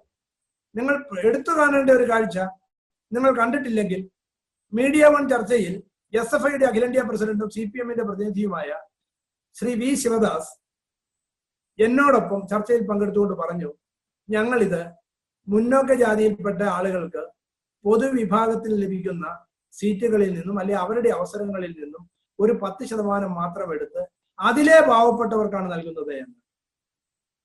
എന്താണ് പറഞ്ഞത്? പൊതുവിഭാഗത്തിനുള്ള അവർക്ക് അവകാശപ്പെട്ട അല്ലെങ്കിൽ അവർക്ക് ലഭ്യമായിട്ടുള്ള അവസരങ്ങളിൽ നിന്നും പദവികളിൽ നിന്നും ആ കോട്ടയിൽ നിന്നും ഒരു 10% അതിലെ പാവപ്പെട്ടവർക്ക് നൽകുന്നു എന്ന് പറയുന്നു. പിന്നീട് എനിക്ക് തോന്നുന്നു ചാനൽ 24-ലാണെന്ന് തോന്നുന്നു, KT കുഞ്ഞിക്കണ്ണൻ എന്ന് പറയുന്ന CPMന്റെ പ്രതിനിധി ശ്രീ VT ബലറാം MLA-യുമായി നടത്തിയ ചർച്ചയിൽ അദ്ദേഹം എടുത്തു പറയുന്നു, ഞങ്ങൾ മുന്നോക്ക വിഭാഗത്തിൽപ്പെട്ട ഓപ്പൺ കോട്ടയിൽ നിന്നും അല്ലെങ്കിൽ ജനറൽ വിഭാഗത്തിൽ നിന്നും അതിലെ ഒരു 10% എടുത്തു നൽകുന്നത് എന്ന് പറഞ്ഞു. ഇവർ പറയുന്നതും പ്രവൃത്തിയും തമ്മിലുള്ള വ്യത്യാസം മനസ്സിലാക്കുവാൻ പ്രകടമായ ഒരു ഉദാഹരണം ഞാൻ നിങ്ങൾ മുമ്പാകെ സമർപ്പിക്കുന്നത് ഈ കഴിഞ്ഞ ആഴ്ചയിൽ നടന്ന, അല്ലെ ഇപ്പോഴും നടന്നുകൊണ്ടിരിക്കുന്ന ഹയർ സെക്കൻഡറി വിദ്യാഭ്യാസത്തിലെ സംവരണത്തെ കുറിച്ചാണ്. ഹയർ സെക്കൻഡറി മേഖലയിൽ പിന്നോക്ക സമുദായങ്ങൾക്ക് സംവരണം അനുവദിച്ചിട്ടുള്ളത് ഗവൺമെന്റ് ഹയർ സെക്കൻഡറി സ്കൂളുകളിലെ സീറ്റുകളിൽ മാത്രമാണ്. എയ്ഡഡ് മേഖലയിൽ ഇല്ല. ഹയർ സെക്കൻഡറി മേഖലയിൽ പിന്നോക്ക സമുദായങ്ങൾക്ക് 28% മാത്രമാണ് സംവരണം ലഭ്യമായിട്ടുള്ളത്. ആ സംവരണ തോത് വർദ്ധിപ്പിച്ച കാര്യത്തിൽ ധീവര സമുദായത്തിനും വിശ്വകർമ്മ സമുദായത്തിനും ലത്തീൻ കത്തോലിക്കർക്കും ആംഗ്ലോ ഇന്ത്യനും കുശവൻ കുലാലിൻ സമുദായങ്ങൾക്കും പ്രത്യേക സംവരണം അനുവദിച്ച കാര്യത്തിൽ ഞാൻ പിന്നോക്ക വിഭാഗ വികസന വകുപ്പിന്റെ ഡയറക്ടറായിരുന്ന കാലയളവിൽ അന്നത്തെ ഉമ്മൻചാണ്ടി ഗവൺമെന്റിന്റെ കാലയളവിലാണ് അതിൽ എനിക്ക് കൂടി പങ്കാളിയാകുവാൻ കഴിഞ്ഞു ആ സംവരണ വർധനവിൽ എന്നുള്ള കാര്യത്തിൽ. അത് കൂടുതൽ വർദ്ധിപ്പിക്കണമെന്ന് ആവശ്യപ്പെട്ടെങ്കിലും അത് പരിമിതമായി നിർത്തിയെങ്കിൽ പോലും എനിക്ക് കൂടി അതിലൊരു പങ്കുണ്ട് എന്നൊരു അഭിമാനബോധവും എനിക്കുണ്ട്. ആ 28% സംവരണമാണ് OBC വിഭാഗത്തിൽ ലഭ്യമാകുന്നത്. എയ്ഡഡ് മേഖലയിൽ കൂടി അത് വ്യാപിപ്പിക്കണമെന്ന് അന്നും പറഞ്ഞിരുന്നു ഉദ്യോഗസ്ഥർ എന്നുള്ളതിന്.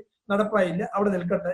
ഈ തട്ടിപ്പിന്റെയും വഞ്ചനയുടെയും ചതി അല്ലെങ്കിൽ കമ്മ്യൂണിസ്റ്റ് പ്രസ്ഥാനങ്ങൾ ഭരണകൂടങ്ങൾ നമ്മളെ കബളിപ്പിക്കുന്നത് തിരിച്ചറിയാൻ വേണ്ടി ഹയർ സെക്കൻഡറി മേഖലയിലെ സംവരണ അട്ടിമറി മാത്രം ഞാനിവിടെ സൂചിപ്പിക്കുകയാണ്. ഗവൺമെന്റ് ഹയർ സെക്കൻഡറി സ്കൂളുകളിൽ ആകെ ഉള്ളത് 1,62,815 സീറ്റാണ്. 1,62,815 സീറ്റിന്റെ 28% പിന്നോക്ക സമുദായങ്ങൾക്ക് അല്ലെ SC/BCക്ക് OBC വിഭാഗത്തിനും 20% പട്ടികജാതി പട്ടികവർഗ വിഭാഗത്തിനും. അവിടെ സംവരണം പട്ടികജാതി വിഭാഗങ്ങൾക്ക് 15%, പട്ടികവർഗത്തിന് 5%. പട്ടികജാതി പട്ടികവർഗ വിഭാഗത്തിന് എയ്ഡഡ് മേഖലയിലും സംവരണത്തിന് അർഹതയുണ്ട്. എങ്കിലും OBC വിഭാഗത്തിന്റെ സംവരണമുള്ള സ്ഥലത്തെ കുറിച്ചാണ് ഇപ്പോൾ ചർച്ച ചെയ്യുന്നത്. അതുകൊണ്ട് ഗവൺമെന്റ് ഹയർ സെക്കൻഡറി സ്കൂളുകളിലെ OBC വിഭാഗത്തിന്റെ അഥവാ SC/BC വിഭാഗത്തിന്റെ 28%, പട്ടിക വിഭാഗത്തിന്റെ 20% അടക്കം 48% സംവരണമുണ്ട്. അവിടെ അവശേഷിക്കുന്ന ഓപ്പൺ കോട്ട എത്രയാണ്, അല്ലെങ്കിൽ പൊതുവിഭാഗത്തിലുള്ള ജനറൽ സീറ്റുകൾ എത്രയാണ്? 52%. 48% നീക്കിവെച്ചാൽ 52% ഉണ്ട്. ആ 52% നിന്നാണ് മുന്നോക്ക ജാതിയിൽപ്പെട്ട ആളുകൾക്ക് കൊടുക്കുന്നത്, അല്ലെങ്കിൽ അവിടെ നിന്നാണ് എടുക്കുന്നത് അല്ല എന്നാണ് നമ്മെ കമ്മ്യൂണിസ്റ്റുകാർ പറഞ്ഞ് ബോധ്യപ്പെടുത്തിയിട്ടുള്ളത്. അങ്ങനെയാണെങ്കിൽ ആകെയുള്ള 1,62,815 സീറ്റിന്റെ 28% പിന്നോക്ക സമുദായങ്ങൾക്ക്, പട്ടികജാതി വിഭാഗങ്ങൾക്ക് 20%, അങ്ങനെ അവശേഷിച്ച 48 ശേഷമുള്ള 1,62,815ന്റെ 52% എന്ന് പറയുന്നത് 84,644 സീറ്റാണ്. 84,644ന്റെ 10% മാത്രമാണ് ഇവർക്ക് അവകാശമുള്ളത്, അർഹതപ്പെട്ടത്. അങ്ങനെയാണെങ്കിൽ 8,466 സീറ്റ് മാത്രമാണ് മുന്നോക്ക ജാതിയിൽപ്പെട്ട ആളുകൾക്ക് അവകാശപ്പെട്ടത് അല്ലെങ്കിൽ അർഹതപ്പെട്ടത്, അഥവാ നമ്മെ പറഞ്ഞ് ബോധ്യപ്പെടുത്തിയത്. എന്നാൽ സർക്കാർ ഉത്തരവ് ഇവർ അവർക്ക് വേണ്ടി സൃഷ്ടിച്ചെടുത്തു.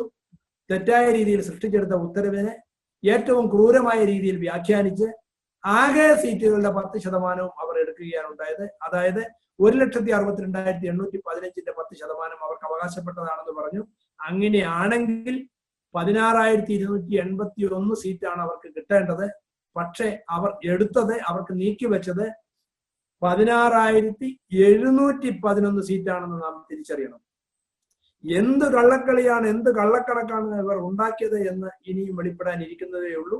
എന്തായാലും അതിന്മേലൊരു റിട്ട് പെറ്റീഷൻ കേരള ഹൈക്കോടതിയിൽ ഞങ്ങൾ എല്ലാവരും ചേർന്ന് ആലോചിച്ച് ഹൈക്കോടതിയിൽ ഇപ്പോൾ സമർപ്പിച്ചിട്ടുണ്ട്. ഇപ്പോൾ കേസ് സമർപ്പിച്ചിരിക്കുന്നത് മുസ്ലിം എംപ്ലോയീസ് കൾച്ചറൽ അസോസിയേഷന് വേണ്ടി അതിന്റെ general secretary Shri NK Ali, advocate TR Rajesh മുഖാന്തരമാണ്. നമ്മോടൊപ്പം പ്രവർത്തിക്കുന്ന പിന്നോക്ക സമുദായങ്ങളുടെ സംവരണത്തിനും സംരക്ഷണത്തിനും വേണ്ടി പ്രവർത്തിക്കുന്ന കൂട്ടായ്മയുടെ അടിസ്ഥാനത്തിലാണ് ലത്തീൻ കത്തോലിക്ക സമുദായത്തിൽപ്പെട്ട ആളുകൾ, ഇതര വിഭാഗങ്ങളിൽപ്പെട്ട ആളുകളൊക്കെ യോജിക്കാവുന്ന ആളുകളെ ചേർത്തുകൊണ്ട് ഒരു കേസ് ഫയൽ ചെയ്തിട്ടുണ്ട്. അതിൽ തീർപ്പ് വരട്ടെ. അപ്പൊ യഥാർത്ഥത്തിൽ അവർക്ക് കിട്ടുമായിരുന്ന 8,466 പകരം 16,711 സീറ്റ് എടുത്തെങ്കിലും ഈ അലോട്ട്മെന്റ് നടത്തുമ്പോഴും 7,000-ലധികം സീറ്റുകൾ മാത്രമേ ഈ മുന്നോക്ക ജാതിയിൽപ്പെട്ട ആളുകൾക്ക് എടുക്കേണ്ടതായി വന്നിട്ടുള്ളൂ എന്നതും നാം തിരിച്ചറിയണം. ഇതിലെ ഒരു കള്ളക്കളി കൂടി ഈ അവസരത്തിൽ ബോധ്യപ്പെടുത്തുവാൻ ആഗ്രഹിക്കുന്നത്, പിന്നോക്ക ജാതിയിൽപ്പെട്ട ആളുകളുടെ ജനസംഖ്യ കൃത്യമായിട്ടില്ലെങ്കിലും പിന്നോക്ക വിഭാഗത്തിൽ വരുന്ന മുസ്ലിം സമുദായത്തിന്റെ ജനസംഖ്യ കൃത്യമായിട്ട് സെൻസസിൽ രേഖപ്പെടുത്തിയിട്ടുണ്ട്. 2011 26.69%. 27% മുസ്ലിം സമുദായത്തിന് ഹയർ സെക്കൻഡറിയിൽ കിട്ടുന്ന സംവരണം കേവലം 7% മാത്രമാണ്. 7% മാത്രമാണ് ഈ മുസ്ലിം സമുദായത്തിന് കിട്ടുന്ന സംവരണം. ആ സ്ഥാനത്താണ് ജനസംഖ്യയിൽ കേവലം 20%-ൽ താഴെ മാത്രമുള്ള, എത്ര കള്ളക്കണക്ക് ഉണ്ടാക്കിയാലും 22%-ന് അപ്പുറം പോവാത്ത സവർണ സമുദായത്തിൽപ്പെട്ട ആളുകൾക്ക് 10% സംവരണം അനുവദിച്ചു കൊടുക്കുന്നത്. ഈ ക്രൂരമായ വിവേചനം നാം തിരിച്ചറിയണം. ഞാൻ തൽക്കാലം അതും അവിടെ അവസാനിപ്പിക്കുന്നു. കാരണം അതിനേക്കാൾ ഗുരുതരമായ ഒരു വലിയ പ്രശ്നം നമ്മെ തുറച്ചു നോക്കുന്നുണ്ട്. അത് ഇതേ കൗശലം ഉപയോഗിച്ചുകൊണ്ട് പ്രൊഫഷണൽ കോളേജുകളിലേക്ക് MBBSന്റെ അഡ്മിഷൻ സമയത്ത് ഇവർ കരുക്കൾ നീക്കിക്കൊണ്ടിരിക്കുകയാണ്. ആ MBBSന്റെ കാര്യം കൂടി പറഞ്ഞ് ഞാൻ അവസാനിപ്പിക്കാം. സമയം അതിക്രമിക്കുന്നുണ്ട് എങ്കിൽ പോലും ഏകദേശം 1 മണിക്കൂർ വരെ എനിക്ക് എടുക്കാമെന്ന് പറഞ്ഞെങ്കിൽ ഇപ്പോൾ 1 മണിക്കൂർ കഴിഞ്ഞിരിക്കുന്നു ഞാൻ അറിയാം. 5 മിനിറ്റ് കൊണ്ട് ഞാൻ അവസാനിപ്പിക്കാം. ബഹുമാന്യനായ ശ്രീ ഇർഷാദ് ഇടപെട്ടത് പറഞ്ഞാൽ ഞാനത് പെട്ടെന്ന് നിർത്താം. എങ്കിലും ഈ കേരള എൻട്രൻസ് കമ്മീഷണർ പുറപ്പെടുവിച്ച പ്രോസ്പെക്ടസ് നിങ്ങൾ എല്ലാവരും ശ്രദ്ധിക്കണം. MBBSന്റെ പ്രവേശനത്തിൽ പിന്നോക്ക സമുദായങ്ങൾക്ക് സംവരണം ലഭ്യമാവുന്നത് ഗവൺമെന്റ് മെഡിക്കൽ കോളേജുകളിൽ മാത്രമാണ്. ഗവൺമെന്റ് മെഡിക്കൽ കോളേജുകളിൽ ആകെ അനുവദിച്ചിട്ടുള്ള സീറ്റ് 1555 സീറ്റാണ്. 10 ഗവൺമെന്റ് മെഡിക്കൽ കോളേജുകളാണ് നമുക്കുള്ളത്. അവിടെ 1555 സീറ്റാണ് നമുക്കുള്ളത്. 19 മെഡിക്കൽ കോളേജുകൾ സ്വാശ്രയ മേഖലയിലുണ്ട്. ഏതാണ്ട് 2300-200ഓളം സീറ്റുകൾ അവിടെ ഉണ്ട്. അവിടെ സംവരണം നമുക്ക് വ്യവസ്ഥ ചെയ്തിട്ടില്ല. എന്നെ കേൾക്കുന്ന പട്ടിക വിഭാഗക്കാർ മനസ്സിലാക്കുക, അവർക്ക് അവിടെയും സംവരണമുണ്ട്. OBC അഥവാ SCBC വിഭാഗത്തിലുള്ള സംവരണം ഗവൺമെന്റ് മെഡിക്കൽ കോളേജുകളിലെ ഈ 1555 സീറ്റുമായി ബന്ധപ്പെട്ടാണ്. എന്നാൽ 1555 സീറ്റിലേക്കും ഉള്ള 10 അവിടെ നമ്മുടെ സംവരണം 30%. ഈഴവർക്ക് 9%, മുസ്ലിമിന് 8%, OBHന് 3%, ലത്തീൻ കത്തോലിക്കർക്ക് 3%, ധീവരർക്കും വിശ്വകർമ്മയർക്കും 2% വീതം, കുശവ കുലാലൻ തുടങ്ങിയ സമുദായങ്ങൾക്കും ബാക്ക്വേർഡ് ക്രിസ്ത്യൻസിന് 1%. സംവരണ തോതുകളൊക്കെ പിന്നീട് നിങ്ങൾക്ക് നോക്കി മനസ്സിലാകും. എങ്കിലും ഇത് ബോധ്യപ്പെടുത്തുന്നതിന് വേണ്ടി സൂചിപ്പിച്ച ഒരു കാര്യമാണ്. ഈഴവർക്ക് 9%, മുസ്ലിമിന് 8%, ലത്തീൻ കത്തോലിക്കർക്ക് 3%. ഈ ശതമാനത്തിന്റെ ഒരു കണക്കിപ്പം നിങ്ങളുടെ മനസ്സിലിരിക്കട്ടെ. 1555ന്റെ 30% SCBCക്ക് നൽകുന്നില്ല. ഗവൺമെന്റ് ഓഫ് ഇന്ത്യക്ക് ഒരു കോട്ടയുണ്ട്. ആകെ സീറ്റിന്റെ 15% ഗവൺമെന്റ് ഓഫ് ഇന്ത്യ അലോട്ട്മെന്റിന് വേണ്ടിയുണ്ട്. പിന്നീട് ഗവൺമെന്റ് അഡ്വൈസ് ചെയ്യുന്ന മറ്റു പല സീറ്റുകളുണ്ട്. അവർ സ്പോൺസർ ചെയ്യുന്ന ചില സീറ്റുകളുണ്ട്. ആൻഡമാൻ നിക്കോബാർ ദ്വീപുകളിൽ നിന്നുള്ള ആളുകൾക്കുണ്ട്. മറ്റ് BHMS അല്ലെ ഹോമിയോ ആയുർവേദം പഠിച്ച ആളുകൾക്കുണ്ട്. ഇങ്ങനെ ചില സ്പെഷ്യൽ കോട്ടകൾ കൂടിയുണ്ട്. അങ്ങനെ അഖിലേന്ത്യാ കോട്ടയും ഇതര സ്പെഷ്യൽ കോട്ടകളുമായി ഏതാണ്ട് 423 സീറ്റുകൾ നീക്കിവെക്കേണ്ടതുണ്ട്. അങ്ങനെ നീക്കിവെക്കുന്ന 423 സീറ്റുകൾ കഴിഞ്ഞാൽ പിന്നീട് 1132 സീറ്റാണ് അവശേഷിക്കുന്നത്. 1132 സീറ്റിൽ 85 സീറ്റ് പാലക്കാട് മെഡിക്കൽ കോളേജിലേതാണ്. പാലക്കാട് മെഡിക്കൽ കോളേജ് നിങ്ങൾ മനസ്സിലാക്കുക, അത് പട്ടികജാതി പട്ടികവർഗ വിഭാഗങ്ങൾക്ക് വേണ്ടി സ്ഥാപിച്ച ഒരു കോളേജാണ്. പട്ടികജാതി വികസന വകുപ്പിന്റെ പ്രത്യേക ഘടക പദ്ധതി പണം വിനിയോഗിച്ചായതുകൊണ്ട് 70% സീറ്റുകളും പട്ടികജാതി വിഭാഗത്തിൽപ്പെട്ട കുട്ടികൾക്ക് മാത്രമാണ്. പിന്നീട് പട്ടികവർഗത്തിന് 2% മാത്രമേ അവിടെ ഉള്ളൂ. 15% അഖിലേന്ത്യാ കോട്ടയും പോയാൽ 13% ബാക്കി വരുന്നിടത്ത് പൊതുവിഭാഗത്തിനാണ്. അപ്പൊ അവിടെയും OBC സംവരണമില്ല. ഈ 85% കഴിഞ്ഞാൽ പിന്നീട് 1047 സീറ്റുകൾ മാത്രമാണ് കേരളത്തിലെ 65-നും 70%-നും ഇടയിൽ വരുന്ന OBC വിഭാഗം അല്ലെങ്കിൽ SCBC വിഭാഗം വിദ്യാർത്ഥികൾക്ക് ലഭ്യമായിട്ടുള്ളത്. ഈ 1047ന്റെ 30% എന്നാൽ ഏതാണ്ട് 314 സീറ്റുകളാണ്. 10% പട്ടികജാതി പട്ടികവർഗക്കാർക്കുള്ളത് 105 സീറ്റുകളാണ്. അങ്ങനെ ആകെ 419 സീറ്റുകളാണ്. ഈ 419 സീറ്റ് കുറച്ചാൽ 1047-ൽ നിന്ന് 419 കുറച്ചാൽ 628 സീറ്റാണ് ഓപ്പൺ കോട്ടയിലുള്ളത്. അതായത് 30, 10, 40 സംവരണവും കഴിച്ചാൽ ഓപ്പൺ കോട്ടയിലെ 60%. ഈ 60%-ൽ ഉള്ള സീറ്റുകൾ എത്രയാണ്? 1047ന്റെ 40% 419 അവശേഷിക്കുന്നത് 628 സീറ്റാണ്. 628 സീറ്റാണ് ഓപ്പൺ കോമ്പറ്റീഷനിലുള്ളത് അല്ലെങ്കിൽ ജനറൽ കോട്ടയിലുള്ളത്. ഈ 628ന്റെ 10% സീറ്റുകൾക്ക് മാത്രമേ മുന്നോക്ക ജാതിയിൽപ്പെട്ട പിന്നോക്കക്കാർക്കുള്ളൂ. മുന്നോക്ക ജാതിയിലെ പിന്നോക്കം നിൽക്കുന്നവരാണ്. മുന്നോക്ക ജാതിയിലെ പാവപ്പെട്ടവരല്ല. നേരത്തെ സൂചിപ്പിച്ചതുകൊണ്ട് പറയുന്നില്ല. മുന്നോക്ക ജാതിയിലെ ബഹുഭൂരിപക്ഷവും കോടീശ്വരന്മാരും ശതകോടീശ്വരന്മാരും ദശലക്ഷ പ്രഭുക്കളുമാണ്. അതിൽ പിന്നോക്കം നിൽക്കുന്നവർ ലക്ഷപ്രഭുക്കളുമാണ്. ആ ലക്ഷപ്രഭുക്കളുടെ മക്കൾക്കാണ് ഇത് കൊടുക്കുന്നത്. കാരണം 4 ലക്ഷം രൂപയിൽ താഴെ വരുമാനമുള്ളവർ, 2.5 ഏക്കർ വസ്തുവിൽ താഴെയുള്ള ആളുകൾ ആവട്ടെ, അഹങ്കാരമുള്ള അധികാരമുള്ള ആളുകൾ കവർന്നെടുക്കുകയാണല്ലോ. ആ കവർന്നെടുക്കുമ്പോൾ പോലും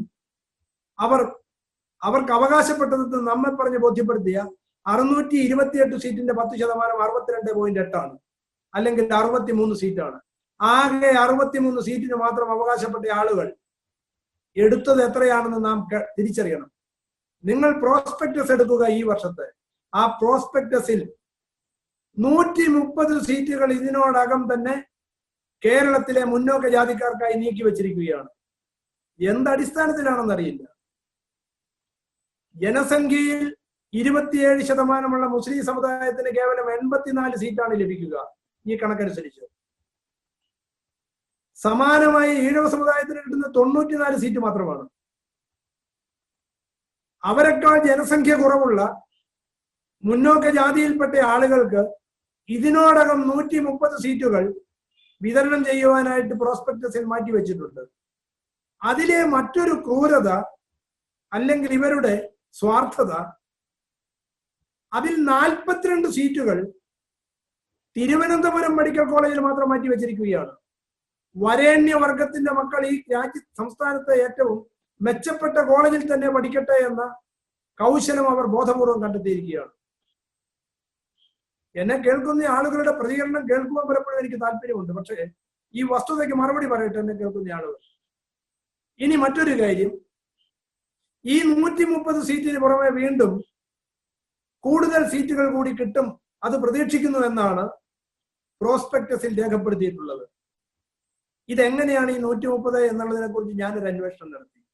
അപ്പോഴാണ് മനസ്സിലാക്കിയത് 1555 സീറ്റ് കേരളത്തിൽ ഉണ്ട് എന്നും അതിന്റെ 10% സീറ്റ്